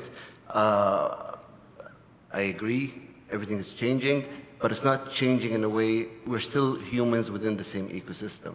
So people are going to look for brands who are authentic to themselves, who deliberately and intentionally talk to them, and they're consistent. They're not always reactionary, they're not always riding, any trends. So, and if you apply this to every form of communication, whether it's a platform, each social media platform has its own strategy, and also when you're talking about, media and publishers, it's the same thing. If you have a strategy for each, you're going to come across with quality media for you as a brand. Thanks. Perfect. And Joe, I mean, I think this actually is quite interesting from a tech perspective as well, right? So from a tech measurement partner / solution, how does that look for you when you look at the likes of the zeros and ones? At the end of it, it has to mean something. So how does that reflect? Yeah, I mean, we have, I guess you might imagine as being the tech representative, a kind of slightly boring, disciplined response to this, which is that, we want to see media that is viewable by a human in the right context and in the right geo, right? And we, what underpins that really, the ideas that we're familiar with in terms of IVT, viewability, geography obviously being a really important one that's under thought of, but also context or adjacency. And wrapped in that is obviously ideas of brand safety and brand suitability. But really, yeah, it's those four things. And when we see those four things, that's what we think of as media quality. And whilst that sounds like quite a simple foundational idea, it can get pretty complicated. Yeah. And it's an interesting point as well, because we are at a stage now wherein we are no longer actually looking for reach, but relevant reach, I think, is a more appropriate term for it. To reach to the right people in the right context, in the right setup is super important. I think, and Khalid, this is going to be especially challenging from an agency standpoint and for brands who are present as well on planning around the main KPIs. How do you define those as a starting point? But primarily also how you approach planning in general, across platforms, across channels that you use? Sure. The challenge is massive for the brands and for the agency in today's age. The soft metrics remain important. Your impressions, your reach, the inventory that you buy remains very important for everyone. But today, your ad, where it is appearing, next to what, before what content, makes a big difference for the user and for the brand. That's why brand safety and guardianship is our responsibility as media people, as client, or as agencies. Guarding the brand and putting it in the right environment has always been part of what we all do, till we have no control of it. And today with tools like IAS, we have that control. We have that time at the planning level to plan where the brand we need it to live, where we need it to be served. And this gives a bigger ROI for the client. It's not about the media buy that you are doing, it's about the return of that ad contextually, where it was served, and what is that return to it in that mindset of the user when the ad was served. Because the return of that is much higher than a CPM cost or a budget. Yeah. And I think that brings me to the question, I mean, from the IAS perspective, or Joe, what you see, you measure across multiple platforms and multiple formats as well, right? So what are the biggest shifts that you see in recent times across those channels, across the industry as well? Yeah, I think the really big shift that we're still sort of digesting is all we've been speaking about for even longer than AI, right? Which is like cookie deprecation and platform fragmentation. And the combination of those two factors has led brands and agencies with kind of a real challenge in trying to understand the data they're receiving, both from like the first-party media platforms they're working with, like through their own kind of MMM-type tools, like really trying to understand the appropriate metrics for upper funnel. And I think what that shift has led to is a higher degree of focus on mid and upper funnel metrics. You know, that's where this whole attention debate is coming from, is buyers looking for more tangibility when it comes to the right metrics for those types of campaigns. I think that has led to this conversation about media quality, and I would sort of bundle attention in there as part of that as well, is, you know, it's the one thing we definitely know is if you're buying low quality media, you're gonna get low quality outcomes. Right. We know that, like, and we see that, and we see the inverse of that, obviously, the relationship between high quality media and high quality outcomes. We see that over and over again, like with brand lift studies and the like. So yeah, I think we're still digesting that shift, and that's really where this kind of big conversation about media quality is coming from. Yeah, it's an interesting take as well. And I think this influences, Fahad, for you quite a bit from the creative side of things as well, right? How do you now go about approaching creating content, how it's designed in terms of still being contextually relevant, and still emotionally resonating with the client? I think right now, the role we're playing is actually changing, shifting a bit, which is usually you own all the content that you produce and all that. As an agency right now, we're actually playing more of a conductor role. Okay, so there are some stuff that you do produce and you do it, you have full control yourself, but you also have to conduct with media, you have to conduct with content creators and everybody to reach that, using different creative strategies, so you can reach what we call high quality media. Because as my colleague said, right now it's really easy to just go and just hit on the low quality, but the return on it is not going to be, especially with competition, you're not going to get what you need. So as long as you can play the conductor role with different entities to push your creative, I think that's the most important part for me right now. Yeah, and I think from briefly talking about a bit on measurement as well, right? So that makes it a very interesting approach on how do you measure across those many different metrics that you have available, attention being one of them, and we saw what the impact of that on campaign and in general putting the message across, right? So with all that available to your disposal, let's say when you are planning a campaign, Khalid, how do you approach that now versus, let's say, 6 months ago, 1 year ago? Okay, so especially with the tools that you have available at your disposal. We're going to tap into the discussion that the gentleman had earlier on the AI and the power of softwares that you you need to use in your day-to-day life. I'll tell you what most of us in this room been doing, and probably some still do. You spend a lot of time on guesstimating what's going to happen, keeping an eye on the crisis that will come in the market from a content aspect, whether it is boycotts, whether it is political or geopolitical content that is happening, and how you need to keep that brand away from those content. You spend a lot of time assuming things rather than doing things.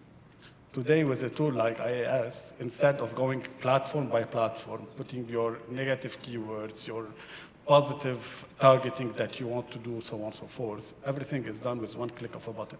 Your platforms are no longer operating somehow in a silo point of view. Imagine running your campaign, setting everything in advance as proper planning, predicting what's going to happen, reducing crisis mode, because client, if they saw they add any content or next to a content that is really harmful for the brand, that is a crisis mode. So preempting all of that and combining when it comes to measurement, imagine you have one dashboard that you place IAS scores of your ads next to GA4 performance, and I assure you the conversation in any room shift from which is the cheapest to which is the most effective for my brand. Right. And that's the power of measurement that we have. And all of this you take and you apply for the next campaign, because you already have the best insights on any ad that is running from all the platforms, not from every single platform on its own. And this is the power of what we have today from the tools like IAS. Amazing. Joe, to you, I mean, there's a massive influx of what now is AI-generated content, right? And this is across all platforms, whatever you consume, wherever you consume, be it video, be it written content. Some of it is high-quality content, some not so much, often termed as AI slop, right? So how is this changing the way you look at verification and adjacency from the content end? To a certain extent, it's changed some things, but I think more it's to do with how relevant it's making the tools more relevant. And that's primarily picking up on something that was in the prior panel. You know, these AI tools are at their nature tools, right? And what they do is they create content extremely quickly. And but the underlying of that hasn't changed, right? There have always been bad actors out there deliberately making content or, you know, trying to push content that is unsuitable for brands for like myriad different brand safety reasons or adjacency reasons, right? The difference now is that those bad actors can create content at like an unbelievable speed. And you know, if you're a buyer in that market, if you're a buyer in a market that's like moving at that kind of velocity, the reality is you just can't really rely on reactive tools. You have to be leaning into more proactive tools, and we have to be using, you know, smarter AI-driven tools on the like protective side as well, in order to make sure that like we're keeping up with this pace of content generation, because that's what it's doing, right? It's just like putting a furnace underneath this kind of like content generator. Yeah. And the other aspect of it as well is like, because a lot of content now is being pushed algorithmically. I mean, the more type of content you consume, similar content is going to be recommended as well. And that poses a particular challenge for Fahad, I think, from a creative sense, on how do you still make creative decisions considering it's algorithms now driving most of the content, and how do you still keep storytelling relevant in that sense? Oh, the evil algorithms, huh? No, look, for us, algorithms are actually just tools that curate content to keep their users on the platform. Okay, if you see it from this way, then that's where you build your strategy from that side. You know, it's like, okay, who do I want to be relevant to? Okay, and using tools, you know, what my colleagues mentioned, makes my efforts more intentional. By the end of the day, I shouldn't fear the algorithm if I am consistent. That's why you hear the word always on now whenever somebody's talking about a campaign. It's just so you can be as consistent as possible so you can be blessed by the algorithm, okay, and be pushed forward. Then you can actually also hone it with the tools what the guys are talking about where, okay, if I'm spending this much on this campaign or on this content, at least I know when I'm pushed through the algorithm, I will not be placed, let's say, for example, under, next to something negative or something that is off-brand for me. So we don't see it as a challenge. We just see it as how can we utilize the algorithm for us based on a strategy that we set for each brand. Right. And I mean, that's going to pose an interesting approach when it comes to investing. Where do I put my money? Across different channels, different platforms. You've got social, you've got native, you've got programmatic. We are not as much in Saudi, but in general.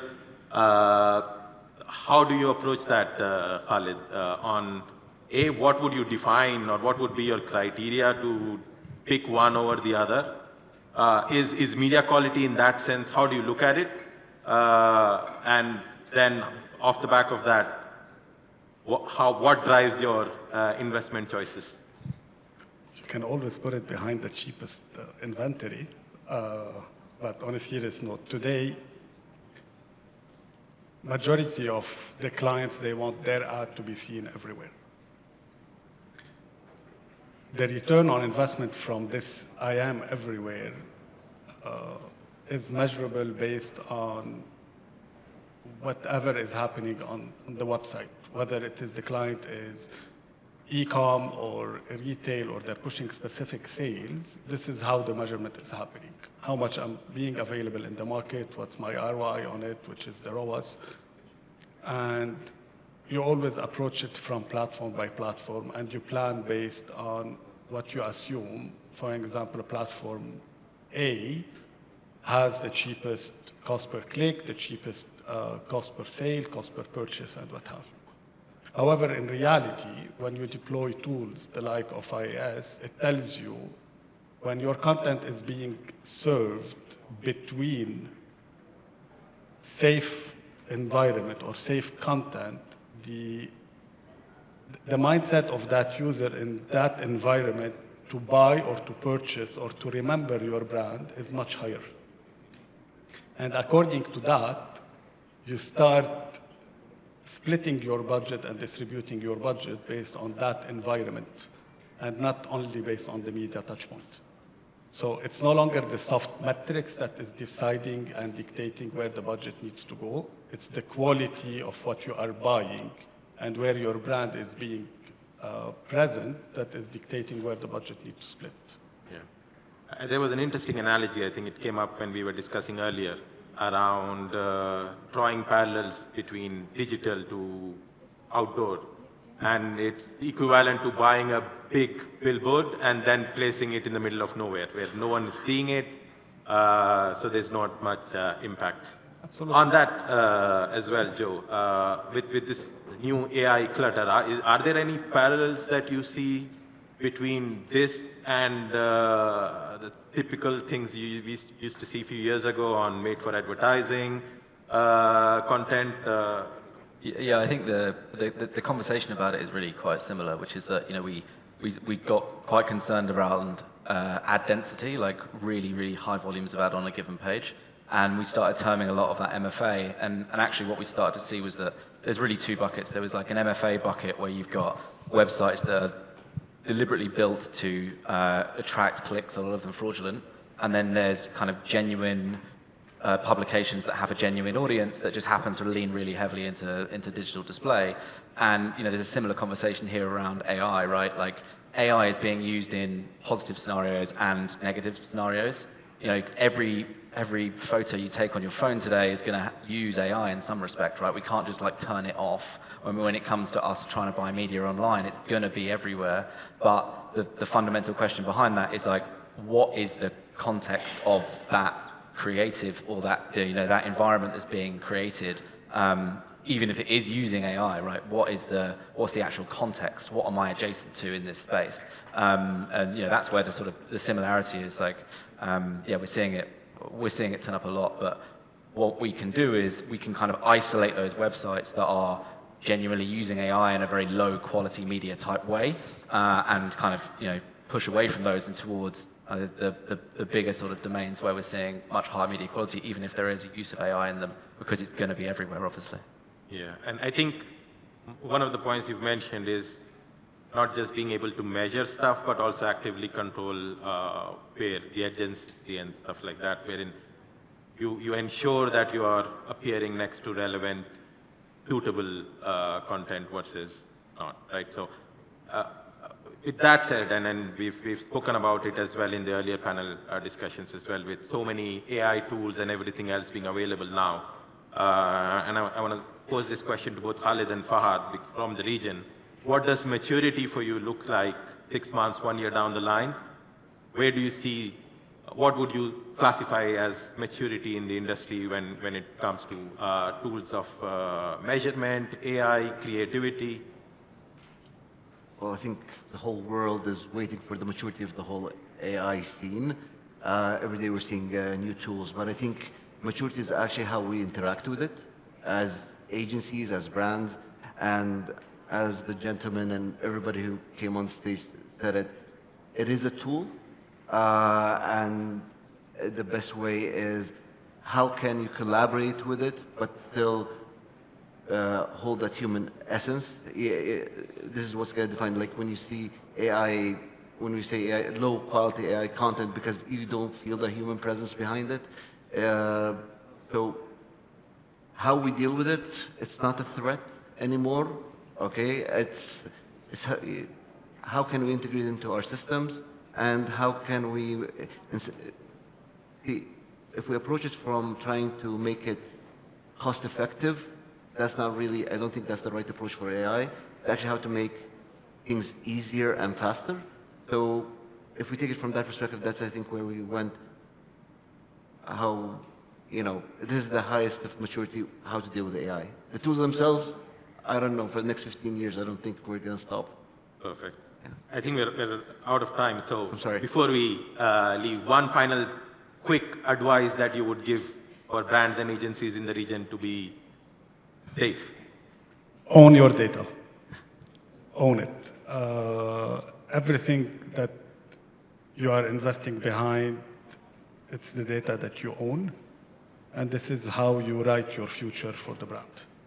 I want to say something about how the conversation will change and how maturity in our market will get there. Today, everything has to start from marketeers. The conversation needs to change from I want the cheapest to I want my brand to be trusted. Imagine today if you're going into any feed and you have your ad being served between cheap content that is garbage, AI made, while your content you paid 2 million riyal to create it. This is where your ad you want it to be? This is the connotation that the audience, when they see your ad, leave with? So data becomes very important to understand where your ad is connecting with your audience and how you learn from it and how you keep investing in the future for your brand, not only for the audience. Right. Thank you so much, Khalid, Joe, and Fahad for taking the time and having this interesting conversation. Thank you everyone as well for listening. Thanks.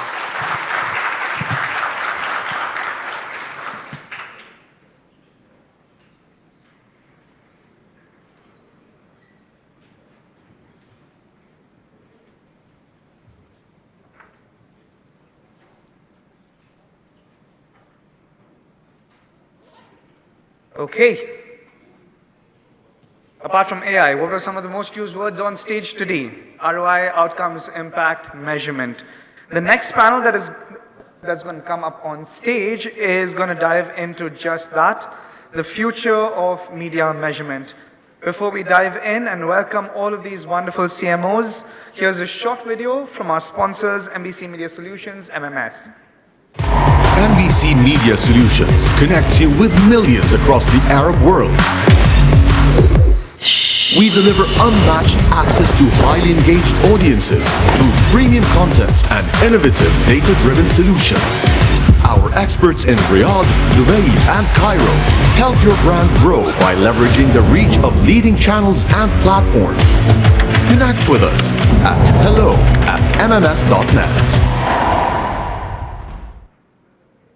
Wonderful. Join me in welcoming to the stage and put your hands together for Simon Shaw, Chief Marketing Officer and Chief Communications Officer at King Salman Park.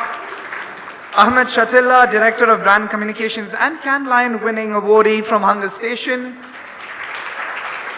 Yasmin Al-Turk, Advanced DOH and Digital Supply Lead MENA, WPP Media MENA. And Matthew Yarak, Head of Data at MBC Media Solutions. Check and yours truly. Wonderful. Oh, thank you.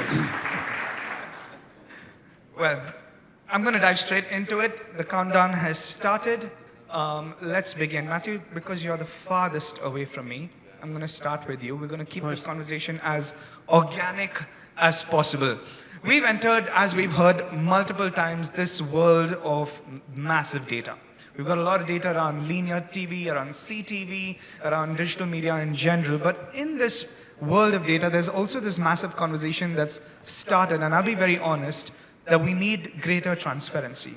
We need more trust. We need better collaboration, so to speak, between clients, agencies, media partners. But all of this starts with shared goals. Are we on the same page to start with? Do we have shared success metrics? Do we even have shared measurement frameworks? What's your thoughts on that, and what are the main challenges we need to address within that little piece? Good morning, everyone. Look, when it comes to data, I don't think data is the bottleneck when it comes, by collecting, and we've seen it with the colleagues before, but it's about the fragmentation.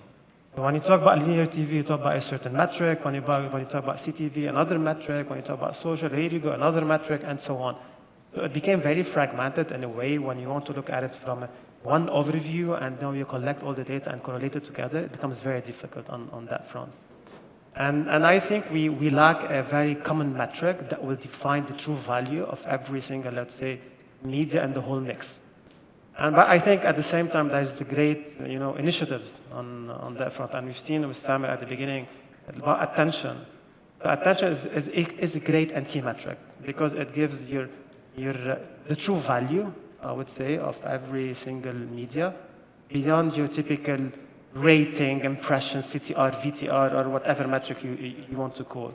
And I think that becomes more of a standard way in terms of how we need to properly measure it and how we need to start looking at all these platforms coming together, and share their proper value and give its fair value. But when it comes to also an attention, it's still in its early stages in terms of being a currency that needs to be adapted and trade on, right? But again, there's great initiatives that are happening. What I've seen with Snapchat is a great example. What we've done yesterday, we released our first ever TV attention data in MENA and focusing on Saudi Arabia. So, and then when you start talking about more of a legacy media, pushing the boundaries to go beyond your typical rating, right? Rating is great, but is it enough? No, definitely not, to give the true value. But at the same time, it's more of having like a proper mechanism that will help us share data together. Because what's the value if I sit on the other side of the table, holding this data and not sharing it back with an agency or with a brand to make benefit of it for a better outcome when it comes to activating for your brand. So having a proper mechanism, where it's properly governed in terms of privacy. Think of it as a data bridge. Think of it as a clean room where we can share all this data coming into one closed environment where WPP can have access to it, Hunger Station, and so on, where we can work towards that direction. And I think more of a proper framework that's more importantly governed and audited. And that's key because in this era where you have the walled and the non-walled gardens and then what's being thrown in the market in terms of data, and here you go. So many things happening, right? Right. Yasmin, I see you nodding. So I'm going to come to you on that because there's clearly something you want to add to that in terms of shared frameworks. Go. I mean, I definitely... Just hold it close, yeah. You Yeah. go. So yeah, definitely agree with everything you just said. The lack is really within the fragmentation. I don't think that transparency or collaboration is it's not a must-have. It's not nice to have anymore. It is the foundation of what we do day in and day out. We've heard it in our other panels previously on how we work together within the ecosystem, and it's very relevant here as well.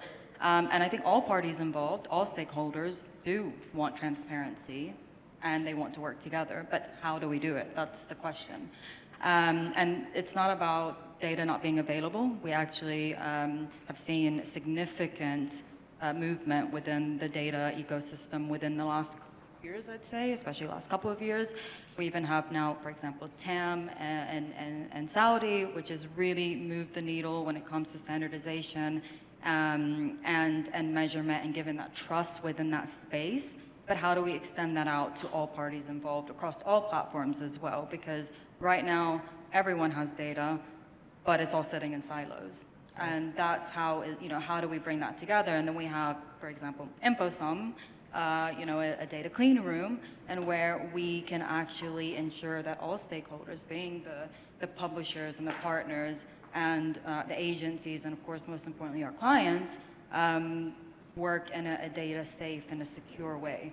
And, as agency, yes, we do need to connect the dots, and we are addressing this, day in and day out. We have solutions, and it's just bringing everyone together to, address these challenges head on and really understand what is it that we're all measuring against? Because if we don't know, how can we actually, get to that point?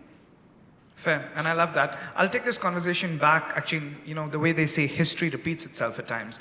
There are conversations that we had 10 years ago that we're still having now, right? We all grew up with the long and the short. We've all read the Red Book at some point, but this conversation and building on what you've said of brand versus performance, right? We've gone to data integrity, we've got to clean data rooms, we've got to share data, but then what are we measuring and why do we shy away from one versus the other? Why do we over-rotate on brand equity versus, performance metrics? And every time I have this conversations with agencies in the room, they say, it's client-driven. So I'm going to drag the clients into this conversation. Simon, you've been on both sides. You've been on the agency side, now you're, client side, Ahmed as well. The obvious question is, are we over-rotating on one or the other? From a performance perspective, you've got brand visibility, you've got the immediate, this quarter ROI that we're focused on, and then you've got brand equity metrics, brand lift studies that we're doing.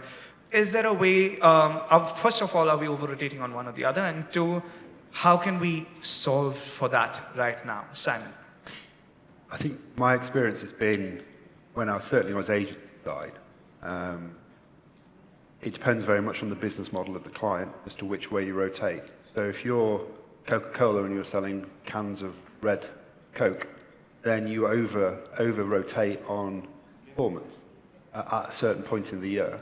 And then you kind of focus on brand at a different point of view. And we used to have a joke, agency side, that people generally, you could tell when an IPO was coming up because suddenly people started to focus on brand because suddenly they went, high brand equity might add 1 or 2 cents to the share price. So therefore there was a huge, and you literally could work out when people were thinking about IPOs because suddenly their focus moved towards brand rather than performance. So I think, it's driven by, I'm old enough, it's driven by macroeconomics, economics in the market. So often if clients are doing really well, they can afford to focus on brand, which is kind of ironic because often brand drives sales. But obviously in the short term, you focus on performance because that's what your shareholders are looking for. So I think it's a really interesting dynamic. The two are interrelated, but I do think it depends on so many different things as to where the focus comes from as a client. And if, as a client, I'm fortunate I'm not selling cans of red Coke.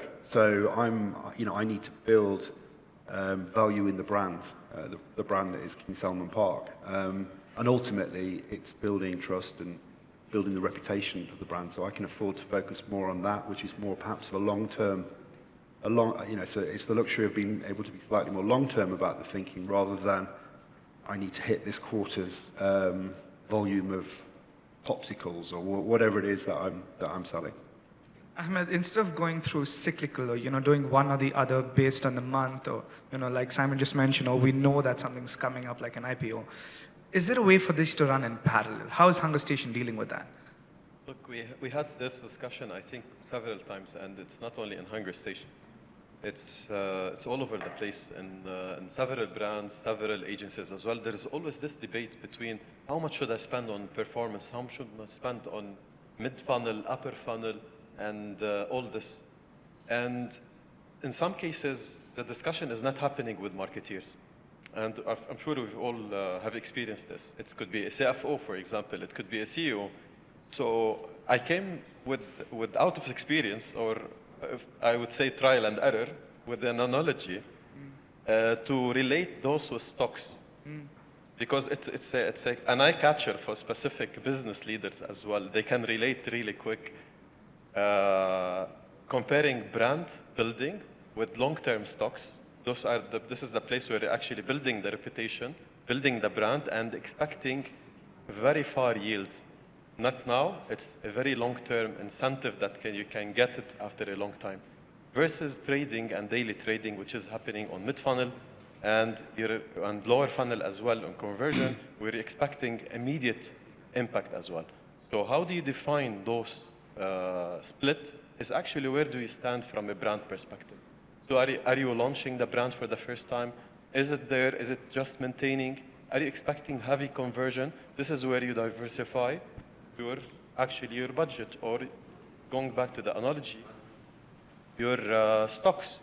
Diversify your wallet when it comes to dividing brand and performance at the same time. So it's actually setting the right time where you want to spend depending on the brand situation. Second, I think it's always aligning KPIs. So aligning KPIs with specific stakeholders as well is very important, because you need to align and manage those expectations. Especially going back to the previous discussion, some of them are not marketeers. So we need to align from the beginning that, okay, we're heading there, we're expecting this KPI that's gonna be on a brand level and a performance level, and this is where we need to head. And definitely end the loop by reporting and learning as well.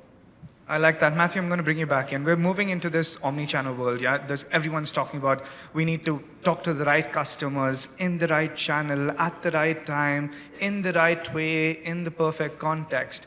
But the customer journey through that funnel is not what we were taught in high school. It's not linear, it's not simple anymore. It's back and forth, right? So cross-platform measurement has become a very key topic right now. I don't want to just share opinions.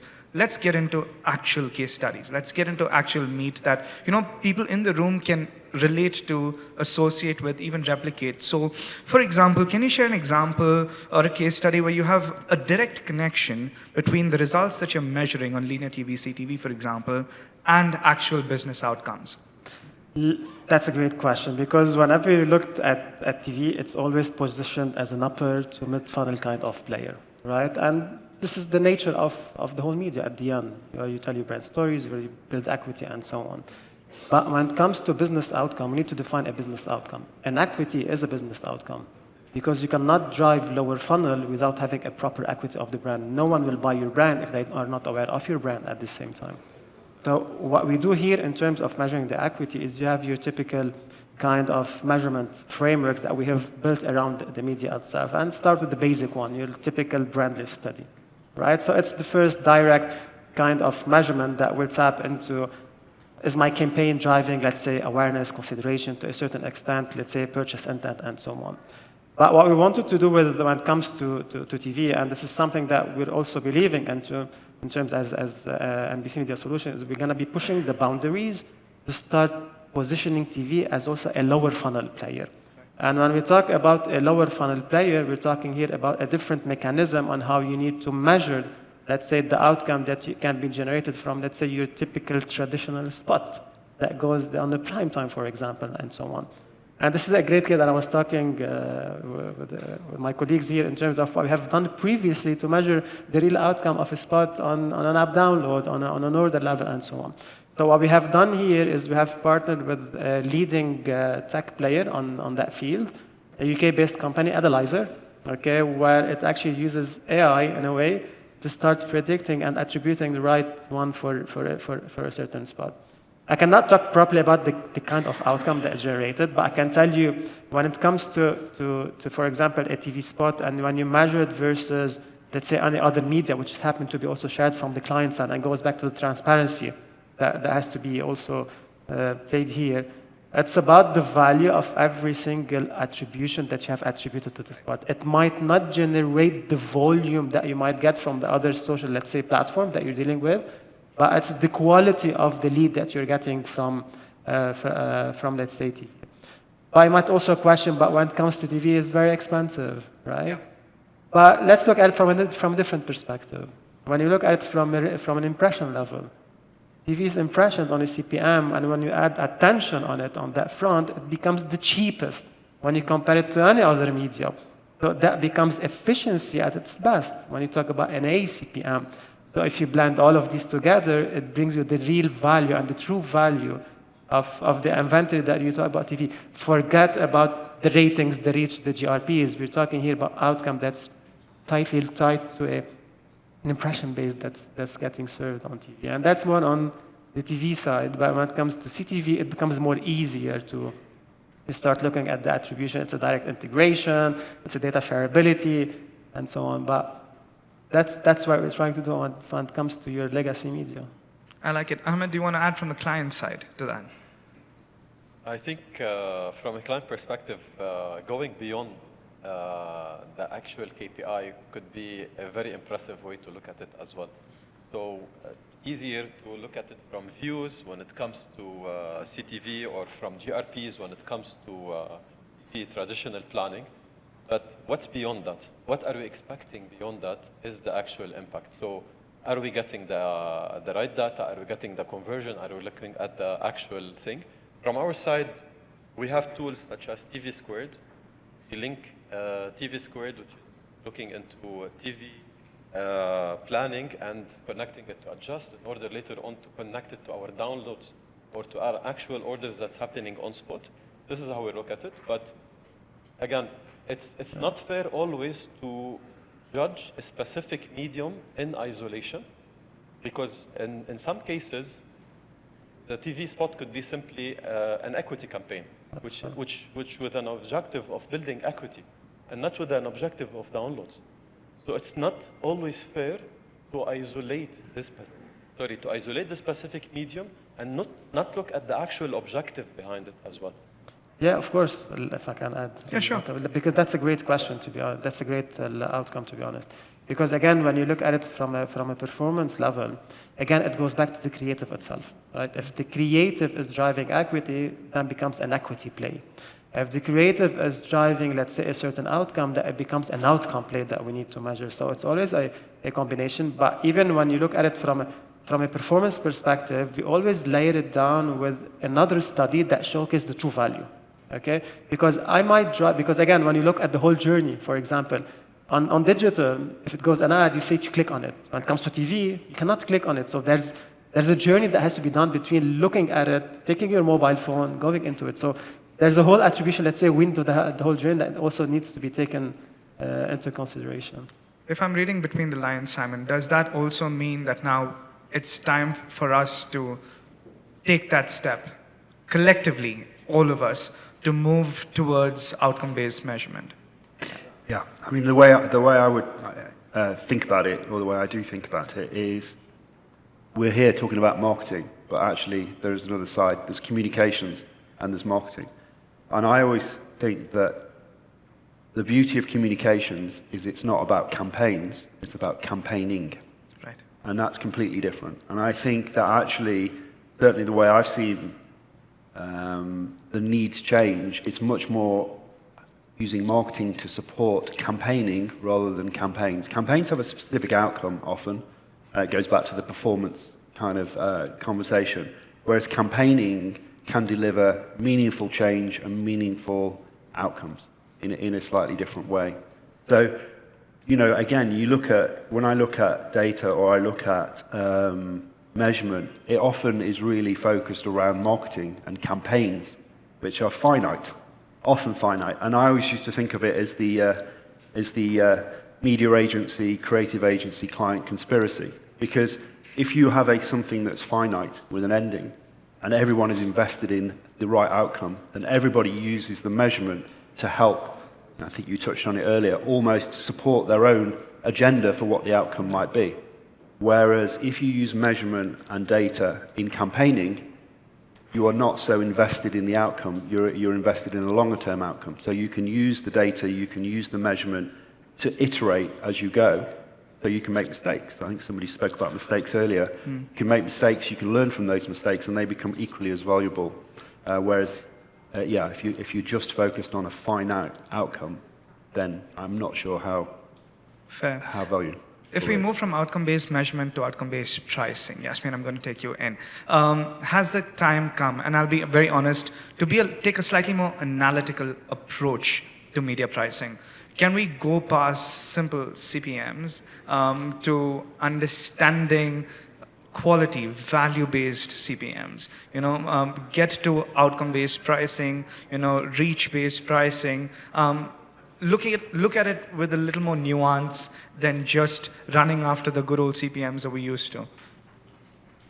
Yeah, I mean, definitely it's not a one-size-fits-all, that's for sure. There's so many things we need to take into consideration. I love how you said, you can't look at any medium in silos, basically. And with CPMs, I mean, this has been historically a challenge, People look at a CPM on a report, on an Excel sheet, and say, okay, yeah, that's how I'm identifying success of a campaign. And we've definitely moved beyond that, that's for sure, in most cases, I would say. But, two impressions do not equal the same value. I mean, you need to take into consideration, was it contextually relevant? How engaging was it? Did anyone actually pay attention to it? And then, you'll be able to understand that the value is not the same, So looking at just a flat CPM on a report and saying, yeah, that's how successful my campaign is definitely, we're past that. It's a very, I would say, ancient way of looking, at the success of a campaign. It's one part of the full story. Now we have, of course, data-tiered PMPs within the programmatic space, for example. We have outcome-based pricing, and I know, it's, again, with outcome-based, it's really de-risked from the clients and put onto us as the agencies, as the media owners. However, you can't, it's not straightforward as well. We need to understand what that contribution, that channel, that platform, and what that actually has on the overall. The outcome can be equity. It doesn't necessarily need to be lead or app installs or conversion or a flight search, or you can't. Someone won't see an ad today and say, oh yeah, let me book a flight now. I'm actually ready to travel. It's something that you need to be contextually relevant. You need to stay top of mind. You need to make sure you're grabbing their attention. And so when they are ready to book that flight in a month or in a couple of months, or they have a meeting, or they have that initial trigger that comes up of, oh yeah, I'm ready to travel, that they do, that your brand is top of mind, and that, that they do go and search and whatever. So you need to be able to attribute all of these different channels in the right way. So that's with outcome-based pricing. It's not straightforward, but that is something that is here today, very much so. And we also have attention and quality adjusted CPMs as well. And I think if you take all of these three into consideration and you apply them across the right mediums and the right channels, and consolidate all of the data into one ecosystem, with a shared measurements framework, we're really moving forward as an industry. Okay, really quick, one-line takeaways. Are they your top takeaway from this panel, or your key message to this wonderful audience? In a sentence, Matthew, let's start with you, go right down to Simon. I believe transparency and data shareability is key, because even from a publisher perspective and also from an advertiser level, sharing back data will help us recalibrate the way that we do better when it comes to delivering the right outcome for our partners. Perfect. Yasmin? Yeah, I mean, I was going to say the same, but I mean, it's, again, it's not that people don't want the transparency. Everyone wants that, you know? It's just how do we make it happen? And that is here today. Just get everyone into one room and... All one stage. All one stage, All yeah. one room. And make it happen. You know, it's not as complex as it seems, that's for sure. Look, I totally agree as well. I would echo the same, but I think from a client perspective, I think we should, as marketeers, push the boundaries and share data. Sharing data is very important. I think it will help agencies and marketeers as well to perform better. Simon, final word? I'm going to say never forget about creativity. Right. It's the driving force. So put creativity at the top of the list. Perfect. Thank you all. That was a great panel. Thank you for joining us here on stage once again. Key takeaways. Still, to collaboration, we go back to shared data, we go back to understanding each other and just talking, communicating well. Our next panel, we have a wonderful panel called Yalla. So I'm going to say, everybody, Yalla, let's go, Yalla content, building brands the Saudi way. Before we dive in, here's a quick video from our session sponsors, MCN. We are MCN.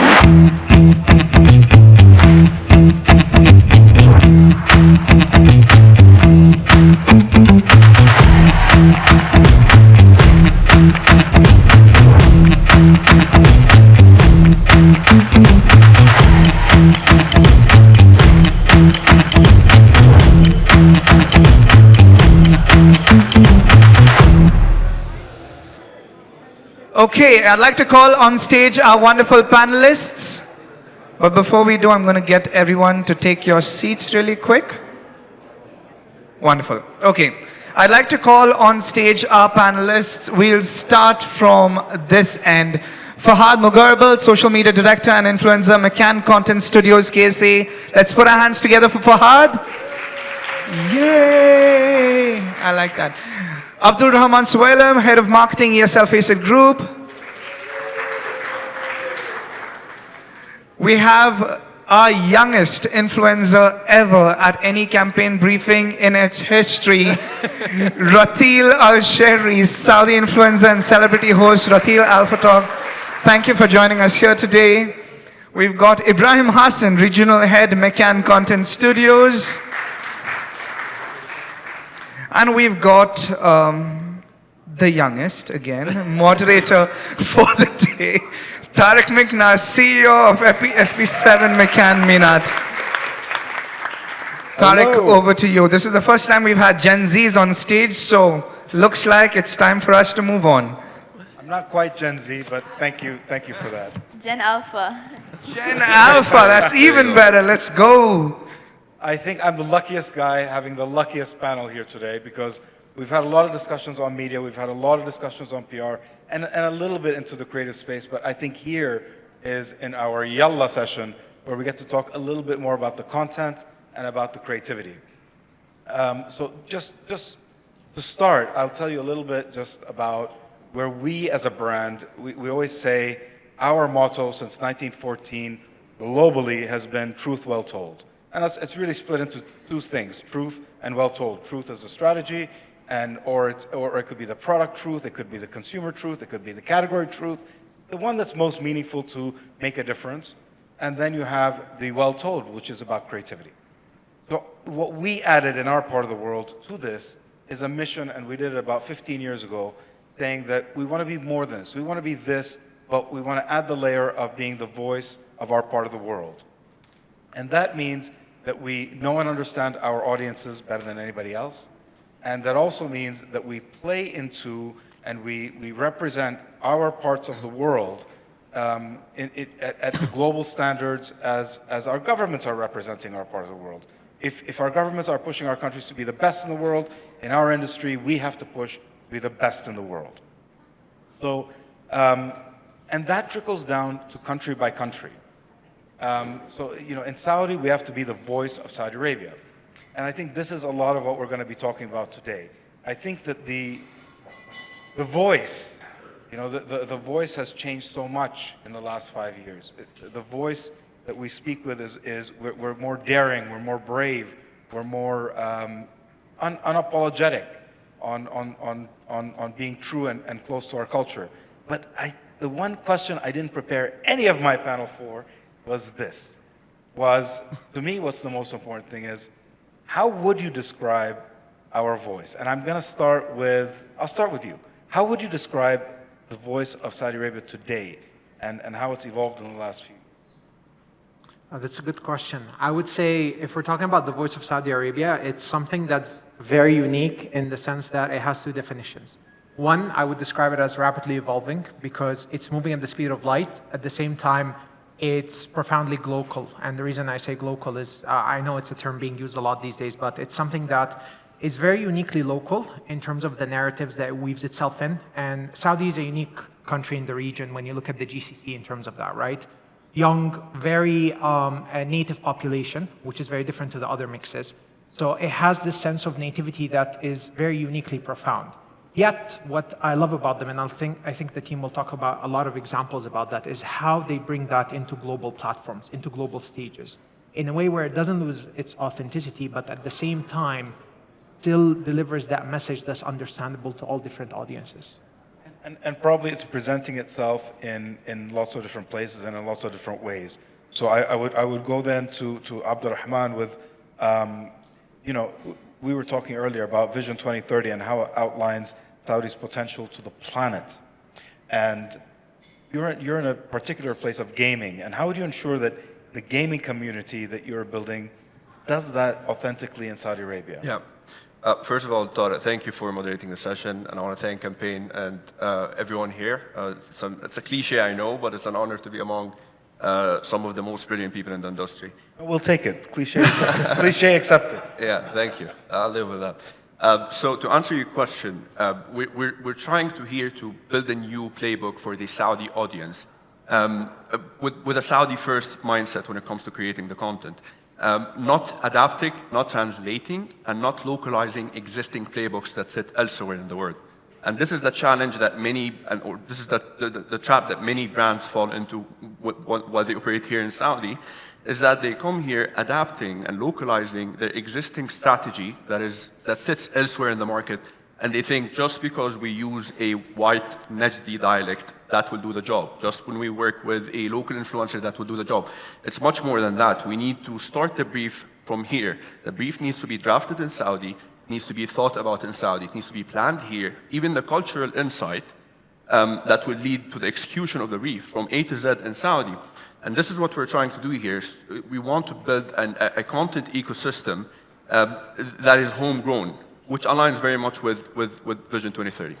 Okay, and so I'm just to complete that thought, or to continue that thought more like, I'm going to move it to Fahad to ask, as a content creator, as somebody who's from here and creates content with over 500,000 engagements and views, when you're creating things that are very authentic in its voice, that voice that I was talking about in the beginning, how do you get the interest of the brands to collaborate? What do you do to make it unique and yours, but at the same time, something that would work to be sellable, something that would work with brands for them to sell?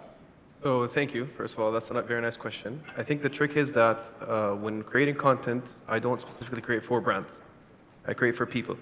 And through that, and creating that space between what you're offering to the community and how they're engaging with you, that's how you actually become more highlighted towards brands themselves and them then wanting to join this experience. Because what they're looking for is not just reach, they're looking for impact, and you get that through relevancy, which is why you reach out and work with creators such as myself or Ratil. So that gets me to Ratil. Ratil, in our culture, and again, the voice of our region, I think that we're more open than ever, we're more authentic than ever, we're more non-apologetic, but in our culture, we're very, very, very private. And for a young person from your age, was your family always supportive of you being a content creator, being somebody who's out there, Or if they weren't, how did you convince them to follow this as a passion? First of all, Mama's here. Hi, Mama. Hi, Mama! Also, thank you for having me here, and thank you for being the moderator. You're the best moderator.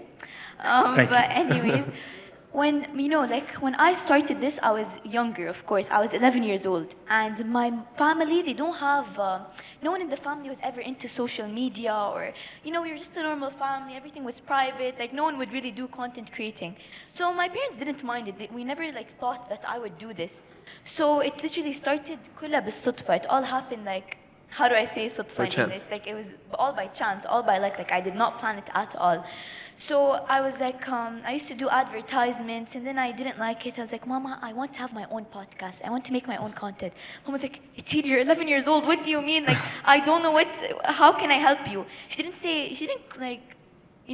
no. She was being supportive of it, but she was like, how can I do it? What can I do to help you? Because she's a mom. She has other kids. My brothers are younger and a lot going on, so she doesn't really know what to do. I was like, Mama, I have this idea. She's like, okay, write me a resume of your ideas. And I'm like, this is my idea. I this. And I gave her the idea. She's like, wow, this is nice.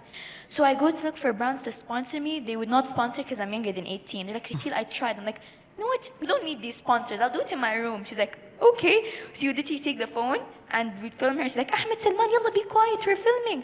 And then I'd talk and we'd repeat, and I had to close the AC so that it wouldn't come on the camera. And I'd sweat. I'm like, oh, Mama, yalla, I'm tired. But my family was very supportive. Even now when I'm in a bigger position and I have more events and I'm traveling more. She always finds, my dad's always with my brothers and supports them, and she always travels with me. So my mom is very supportive because life isn't just about school. Yes, school is very important, and I'm not here skipping school, guys. It's my weekend, and I have exams after this, and I'm studying for it, and I have tutors. But it's just my mom is very supportive, and this is the future. My generation, no one really remembers them. So I'm the voice of my generation, and I just want everyone to remember that my generation has a voice, and we matter, and we're the future of Saudi Arabia. So she was understanding, and she was really helpful and supportive. Well, you make us very, very proud, and thank you, Mama. You also make us very, very proud. On that note, going to an old generation, Ibi, 88% of Saudi Gen Zers prefer brands that act as creators and not as advertisers. What does that mean for brands? And even more so, what's important to us, what does it mean for agencies? You asked me about the voice of Saudi Arabia and how it's presented. And I was having a conversation recently a few days ago, and very similar context. And I said something that I think relates to this question a lot, which is that we're living today in the era of brand personification. And I think what this means today versus what it meant 10 or 15 years ago is very different. Brand personification back in the day was you invest some time with some design or branding agency, you create a unique brand identity, and then that kind of becomes your ethos, your logo, your motto, your brand personality, right? We're living at an era where you have essentially Moziri, Meta, TikTok kind of demonetizing and essentially taking away reach from brands that are over-branding. And the reason behind that is very simple, because when you look at consumption patterns, be it Gen Alpha, be it Gen Z, and their preferences, it's essentially brands that act within the context of creators themselves. And what that means is that brand personification has a completely different context. It's not in logos, it's not in branding, it's in how they come to life. So for example, when it comes to our brands, be it Danone, be it Kia, be it a lot of the brands that we manage across Saudi, what we try to do is we look at the lens to exactly the point that Fahad mentioned of creating for people. So we tell ourselves, if today the brand was a Kia consumer, if today the brand was a Danone, Asafia, the net consumer, what would essentially that consumer say? What would they feel? How would they resonate with content? And we create content within that lens. And what that does is it creates long-term relatability and a bigger recall for us on that sense. I would summarize it in 3 dimensions. One is essentially being able to have a unique social voice. So what does your brand tone of voice come to life in terms of social as, not the logos, not the branding themselves. The second thing is essentially what creators are you associating yourself with? Is it people like Ratil? Is it creators that have that sense of authenticity? And then the third thing is what communities are you creating? How are you co-creating with your audiences? How are you conversing with them? If you focus on these 3 dimensions, you'll build a much more profound brand image for yourself than any logo or branding exercise can do. Go ahead. I just want to add one thing on what Ibrahim mentioned, which is authenticity. I know the word is also became a cliche and became an overused word, but the local community has a built-in authenticity detector now that understands very well if this content was drafted and written and executed for them, or it was repurposed from another region. It's very clear, which is why this needs to be drafted from A to Z locally here in Saudi. If you allow me to just add an Please. extra point. I think when you're looking at it from a brand perspective, it's a relationship of a give and take with the consumer. So most brands just want to take and sell to people their products through social. But we need to realize that sometimes for you to actually resonate, as Ibi mentioned, long term, you need to think about the give side of the conversation, where what's the content I'm giving them and how am I informing them or educating them or entertaining them to actually eventually have them convert towards the products that I have. It's interesting you say it, because like when I asked the question about, people, like brands are looking for us to speak like creators versus brands. If there's one person that I'm curious to answer for me is for you. You are a creator. Yes. You have you've been doing this for a number of years and have built an incredible following. But at the same time, you're leading our social function in the agency and social product in the agency. So you're very much looking at it from the lens of what marketers would be looking at it, from the lens of what brands would be looking at. In a sense, it could be conflicting, but also in a sense, it could be, you could learn incredibly so much from this side that you can apply on that side, and then vice versa. What is it? What is it that you've learned from being a creator that applies to your day job with us? And we need more hours of your day job, by the way. And what is it the other way around? Well, this perspective is very unique because I get to, as you said, experience it from both sides. The advantage of looking at it from a creator perspective is that you don't have that filter of a client needing to deliver something at the end. At the end of the day, they want to grow business, they want to make sales. But from a creator's perspective, you need to look at it from the sense of what am I offering my community to actually resonate with them more and become that cultural translator more than just the method of selling whatever product that they have. So taking that sort of rationale and thought process and applying it through a brand perspective and meshing it in with the actual business objectives that they have allows you to sort of build that entertainment or offering from a social perspective focus through this brand lens that allows you to sort of hit the mark in an easier way and in a more effective way and impactful way.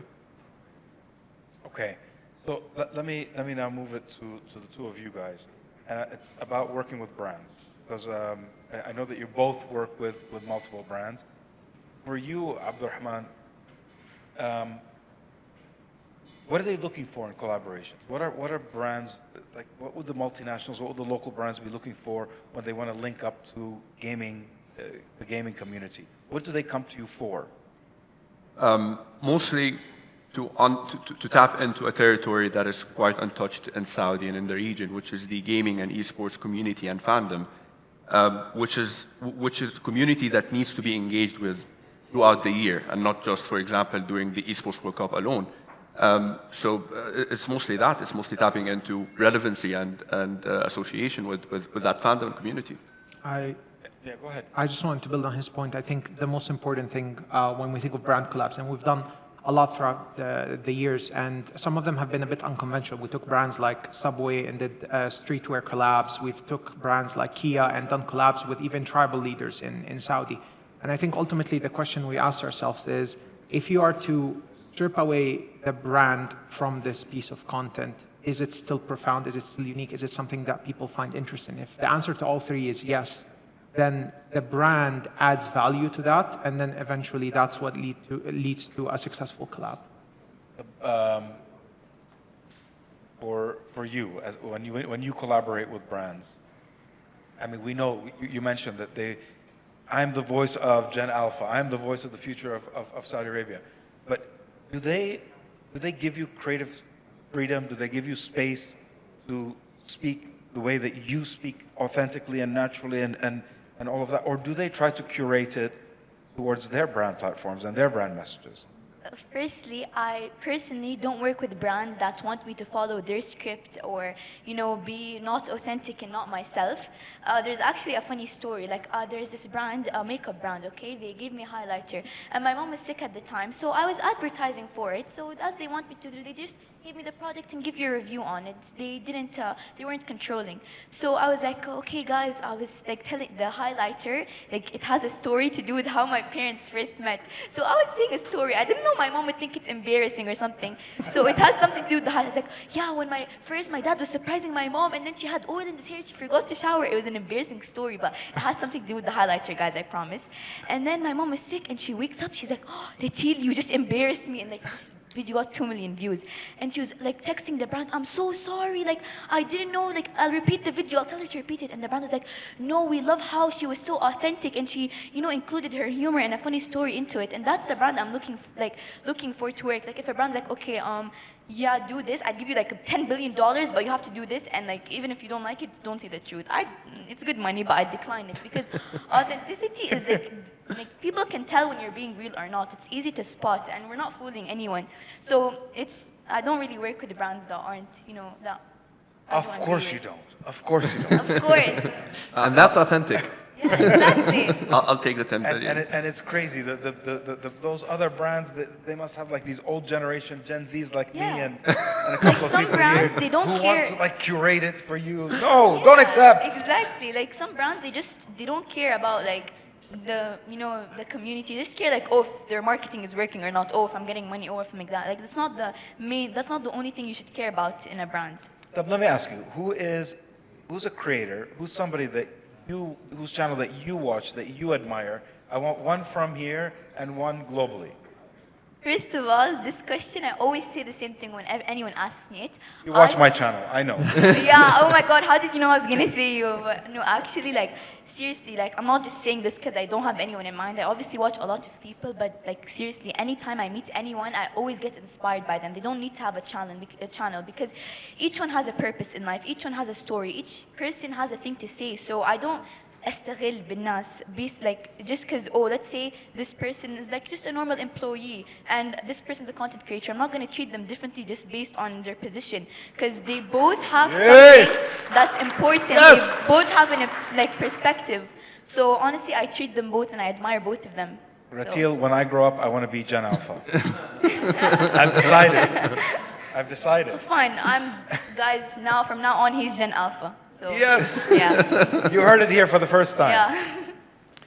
So, talking about Gen Alpha, Gen Zs, TikTok is huge and huge for that generation. And I always ask you, in fact, how long does a trend last? And it's always like between 1 and 3 days, 1 and 3 days. How important is it for brands to jump onto those kind of trends versus, and does it hurt their brand equity? Does it help their brand equity? What should they be doing? So, unfortunately, speaking of eras that we live in, we're also living in a time where we hear a lot of terms like AI slop, right? And like overconsumption and even passive engagement, right? These are terms we didn't hear before. To kind of merge them all together into a simple sentence, people are consuming more than ever, their brains are fatigued, and essentially the way they recall things has weakened. So what we're trying to do with our brands is essentially build something that we call perpetual recall. So perpetual recall is when you're part of cultural conversations throughout the year, right? And it's in these kind of nano moments rather than macro moments. Back in the day, a brand would have a marketing calendar, and that's essentially how we used to activate on social and content. There's Founding Day, there's National Day, there's this occasion, there's that occasion. Today, when we look at our brand's content pillars, what we look at is what are everyday moments that we can essentially win and be a part of. The problem with brands when they think that, and the biggest challenge is a lot of brands jump on trends for the sake of being part of them. And when you look at viral reach, that's not the way for you to win because there's another trend every other day. And also at the same time, when you're just part of a trend for the sake of being a part of it, Gen Alpha and Gen Z are the most outspoken about it. So the term cringe, you're going to hear that a lot about your brand. I always say that to my mom, and she gets so mad at me. Exactly. And I think there were some great examples from Snap, right, where when you use AR effects, right, as a brand, you need to own it. If you're a brand with equity where you feel like it really delivers on the message and the experience, that's something that's part of it. So the best thing I can essentially provide to answer this question is when you're looking at it from a brand perspective, ask yourself one thing. that social voice that I talked about earlier, does your brand fit within this trend? Does your brand add value to this trend? Does your brand genuinely as a persona feel as part of this conversation?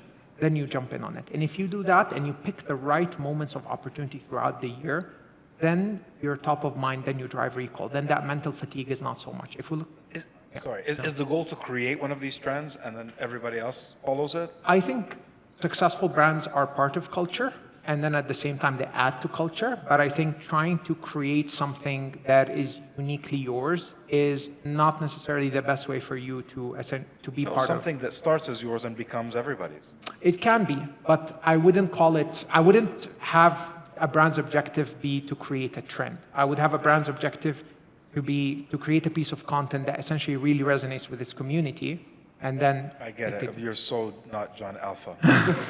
Go ahead. No, just on the back of that, I think it's very important. It boils down as well to the key stakeholders, whoever approves the content as well. If you want to jump on a trend, you either do it right or you don't do it at all. And if we're talking TikTok, I think Ryanair globally, they do a great job on jumping on trends without killing them. Many other brands, once they jump on a trend, it's just the code for everyone that the trend died. So it's very important to do it in a timely manner and to do it right. Yeah, go ahead. I just wanted to add to his point. When you look at content studios, the average age of our employees are between 22 and 23. Most of the trends, Fahad and I don't understand. I'm being completely transparent. Even our clients don't understand it. But a lot of you our... have to ask me and Ratil, we'll help you. Exactly. Yeah, we're both Gen Alpha. We can't relate to you guys. And a lot of our conversations are about asking our clients to take these leaps of faith, to essentially trust this young generation in terms of how trends translate. I wanted to ask before we run out of time to Abdurrahman about locations like Dir'iyya and Qaddiya as playable maps in Fortnite. I think that's super interesting. Yep. What does that mean to us? What exactly does that mean to us? Sure. So first of all, I'm not sure if anyone here is familiar with Fortnite. Anyone plays Fortnite? I'm sure you. My brothers are obsessed with it. There you go. And you have Dir'iyya as a map, so you can actually play in within Fortnite. What does that tell us is that the audience has moved into different platforms completely, and for you to insist and demand the audiences to only come to your platforms to be able to have a conversation with you, that no longer works. You need to go to them, and I think that Aya did a great job with creating this. It's not an ad, it's not a campaign, it's an experience that went to the audiences where they sit. In gaming and esports, for example, we're willing to go to Discord servers, we're willing to go to Reddit, and it's very important to go to them on their terms and have a real conversation with them rather than just demanding them to talk to you on your platforms. Nice. Okay, before we go, I want one from Fahad and one from Ratil on, you're both content makers.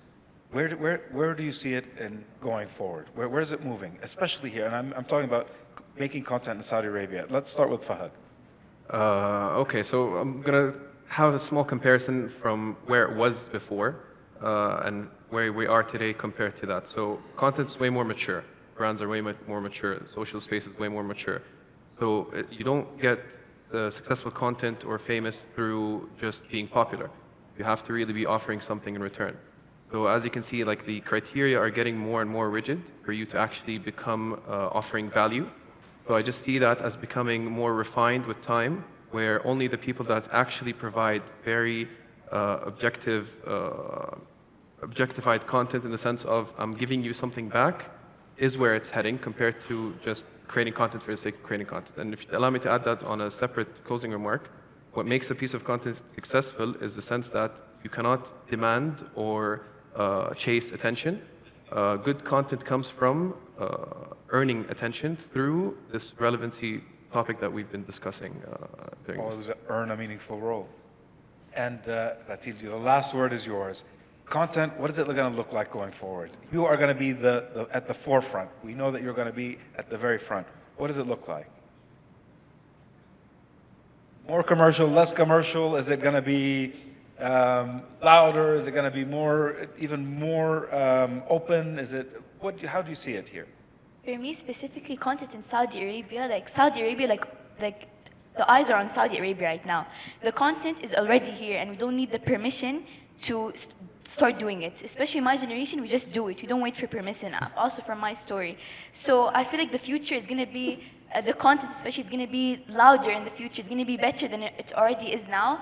And especially in Saudi Arabia, like it just, you know, there's Saudi Arabia, they have so much, like Vision 2030, the World Cup, like so much, like so many people are, you know, focusing on Saudi Arabia, especially because the content here is way more authentic, it's way more relatable, and Saudi Arabia, like it's just different than the other places. So. And you're going to drive us forward. Guys, thank you. You have been the best panel ever. Thank you. You made it so easy.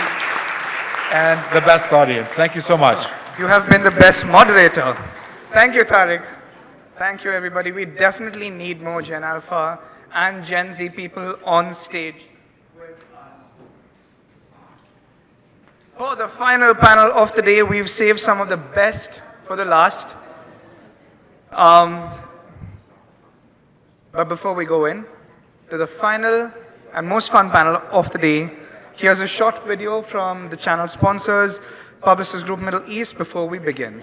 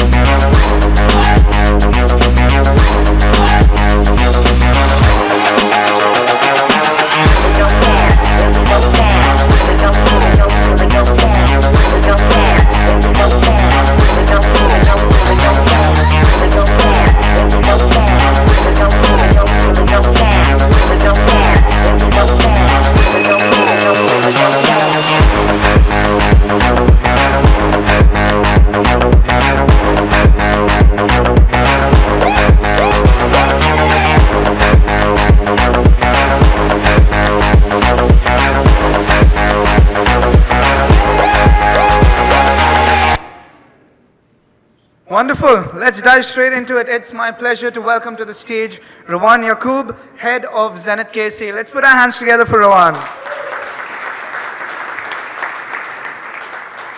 And joining her on stage, weighing in at 200 pounds, I'm just kidding, Mohammed Bashir Al-Juhani, Senior Manager, Marketing and Communications, Expo 2030, Riyadh. This is going to be a great one. Rawan, the stage is yours.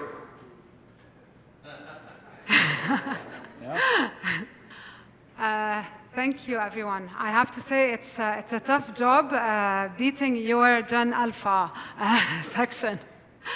Thank you all for being here today, and thank you, campaign, for organizing this today. So I'll dive right in. To kick off, let's start with our foundational question. How would you define new media in the Saudi context today? Given the pace of digital transformation, AI, and all the interrupters in our market today, what does it really mean for our market? Well, first of all, thank you very much. You tired? Hungry? You pay attention, we'll keep it brief and to the point. But if not, we'll take as long as we can. Look, I look around the room and I see a lot of people who are more senior than I am. And when I think of what we're going to say in this segment, I don't think I'm going to be saying anything new. But what I aim to achieve here is to share the challenges from a different point of view. And what I'm hoping for today is us as industry senior leaders who take the learnings from all the sessions today and work as an industry to drive it forward. There is a lot to be done in the Saudi market, and as someone who is passionate as I am, I see some of the missed opportunity, and it pains me. So, sorry for the long introduction, but I think it's important that we say that. Sorry, can you repeat the question, Rawan? Sure. So how would you define new media in the Saudi context today? Given the pace of digital transformation, the interruption by AI and data, what does new media really mean for our market today? Well, obviously, new media is social media and display programmatic, you know? Well, no, it's not that. So A decade ago, that would have been true. But when I think of new media, let's say what's not new media now, obviously.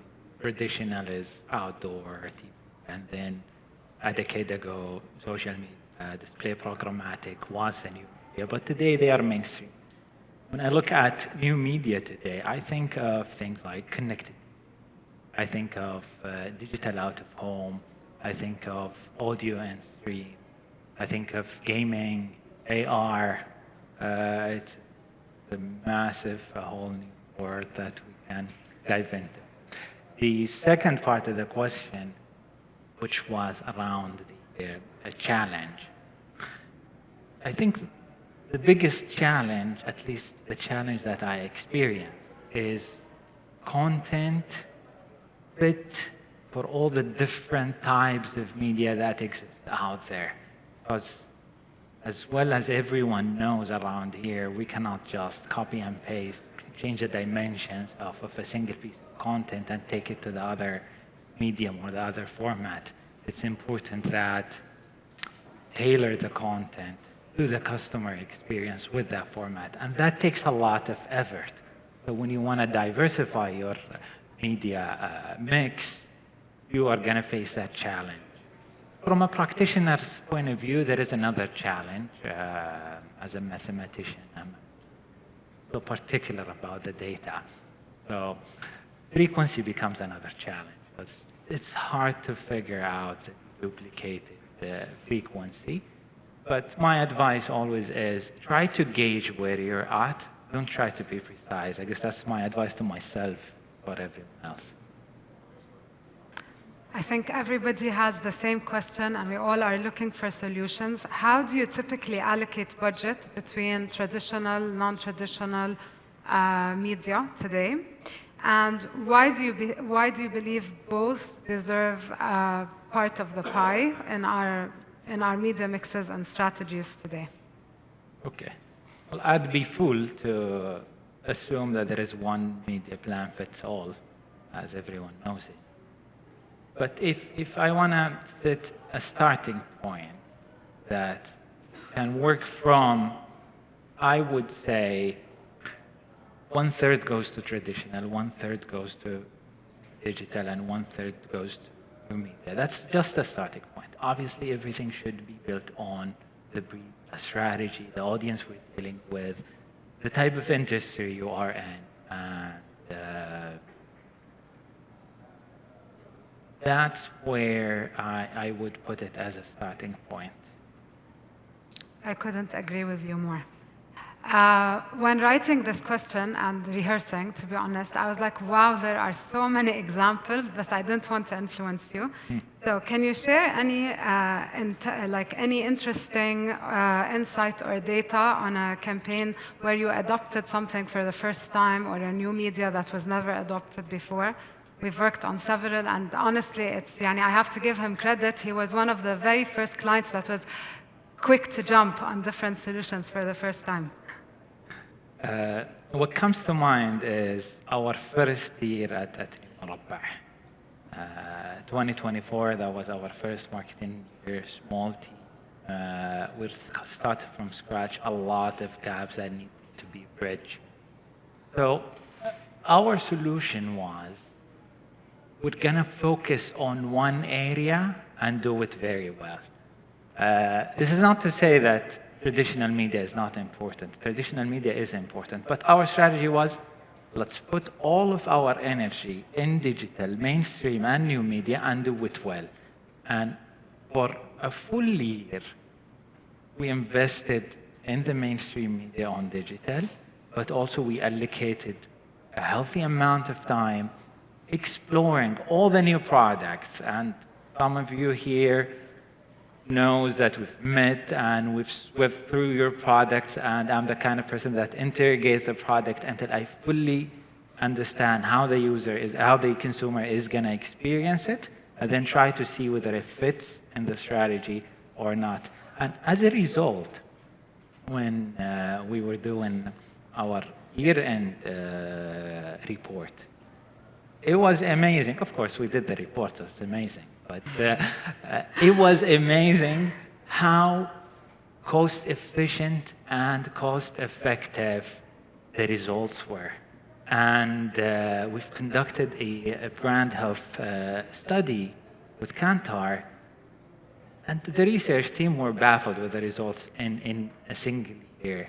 We all were surprised by the amount of impact we would drive. It was way beyond what we would hoped for.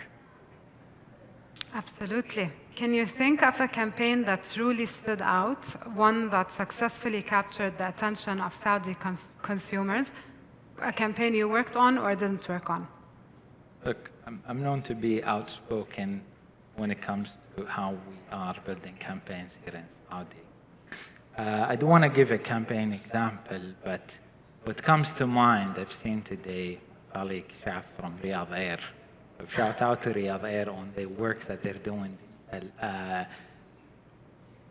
I follow them digitally because I like what they're doing, not because it's another PIF project that I need to stay updated on. No, I want to know and learn from how they're managing their presence. It's very close to me as a Saudi, and this is the important thing. It's not about big production, it's not about big media investment, it's not about chasing every new technology that's out there, but it's about a well-rounded experience that puts the consumer at the center of it, rather than something that's impressive and something that you consider as an art of work rather than effective marketing. We can't talk about media today and not talk about the elephant in the room, AI or data. Definitely. Someone mentioned something in the earlier panel about it being a complement and not something that's taking over our industry, which is quite interesting. So from your perspective, how are AI and data shaping the future of media in Saudi Arabia? What opportunities and possibly challenges do you see emerging? It's hard to figure out how AI are shaping today, let alone how is it going to shape the future. But what we know for a fact is AI is bringing and will continue to bring unique value to all sectors, all in media included. What's important is the mindset that we take when it comes to how we handle AI.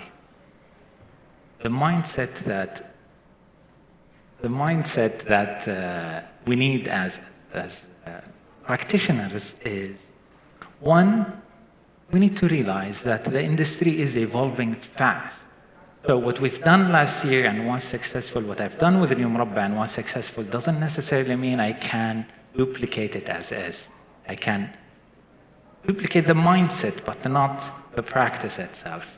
So this is one. Two, we need to stay connected and aware of all the new things that comes out, not chasing every buzz, but figuring out what truly fits for our strategy, what truly drive a pleasant experience for our consumer and grab their attention, because attention is our currency. I absolutely agree, actually. A lot of times we fall into the trap and we just want to be early adopters, whether it works with a brand or it doesn't work with a brand. But utilizing it properly is the right mix, whether it is in content adoption or media. So that brings us to our next question. Today, our market is very cluttered, especially digital, to be frank and honest with you. How do you feel brands manage to break through the noise?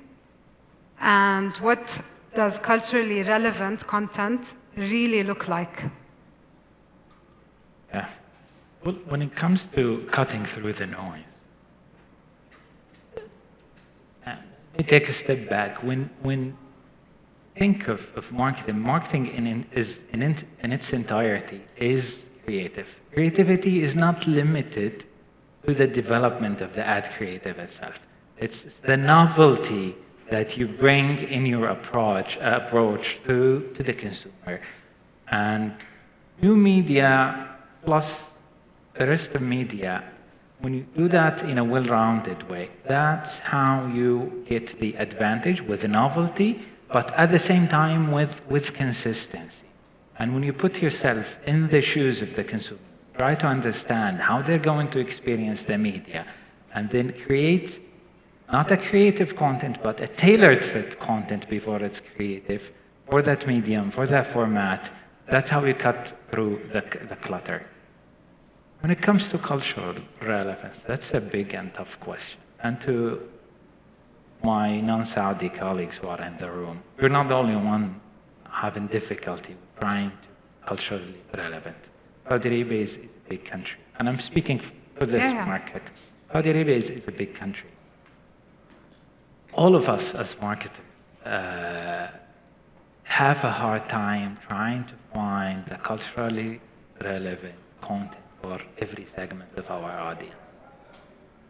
What's nice today is there has been a lot of investment from the government in documenting and providing cultural related sources. So our job is to invest in doing our research around who is my consumer. Saudi is not a one consumer, it's not one persona, to understand the different nuances, and then invest some time in researching the cultural related articles and work that's out there around the type of consumers that we're talking to. I can say this because you have amazing briefs, and one of the definitely good things that make agencies work better is better and clearer briefs and insights from the client side as well, in my opinion. So finally, as I guess everyone is getting hungry and ready for lunch, personally I'm starving, bصراحة. We need more questions, they're not paying attention. So what would you give as final advice to break into the Saudi market? You've worked on 2 brands that, 3 actually, that launched, like how to go to market. What is your piece of advice? Start with the last point. Thanks for the compliment. The brief. The brief is the biggest challenge. Look. The passion drives us sometimes, and to jumping ahead and creative ideas that we do is gonna be nice and it's gonna look great and jump from that into big investments in media buying, but then keep doing the due diligence that's required at the beginning. You need to always start with understanding what's the challenge, what's the context of your industry and your market, and then moving into what are our objectives, designing the strategy properly, what are my measurements of success, and then that becomes our North Star that we rely on in deciding what creative we're going to develop. We're not trying to create art for museums. We're trying to deliver business impact for our organizations, and that can be done through effective marketing that puts the business, the consumer at the center of it, that's objectively driven from understanding the context, what am I trying to achieve, and then we figure out how can we creatively execute it. And creativity is not exclusive to the content, it's also exclusive in the media selection and in creating content fit for the media. That altogether helps us as an industry move from big investments in high-end production that look all the same, and if you strip the logos out of them, you cannot tell who's who. Absolutely, I agree. Thank you for being with us today, and thank you all for being with us today. I'll give you 3 minutes. Thank you. Back. Thank you. Thank you all. Let's give them one final burst of applause. Wonderful. Thank you all for being here today. I don't know why we have 3 minutes on the clock for me when I just have to wind up. Bloomberg Media, MCN, MMS, Publicis Group, Tailwind, Snap, UM, and I of Riyadh. Thank you so much for partnering with us on this beautiful event. Thank you for being the final members standing in the room. I think all of you deserve a great lunch, and I think lunch is served now. So enjoy. Looking forward to connecting with each of you afterwards.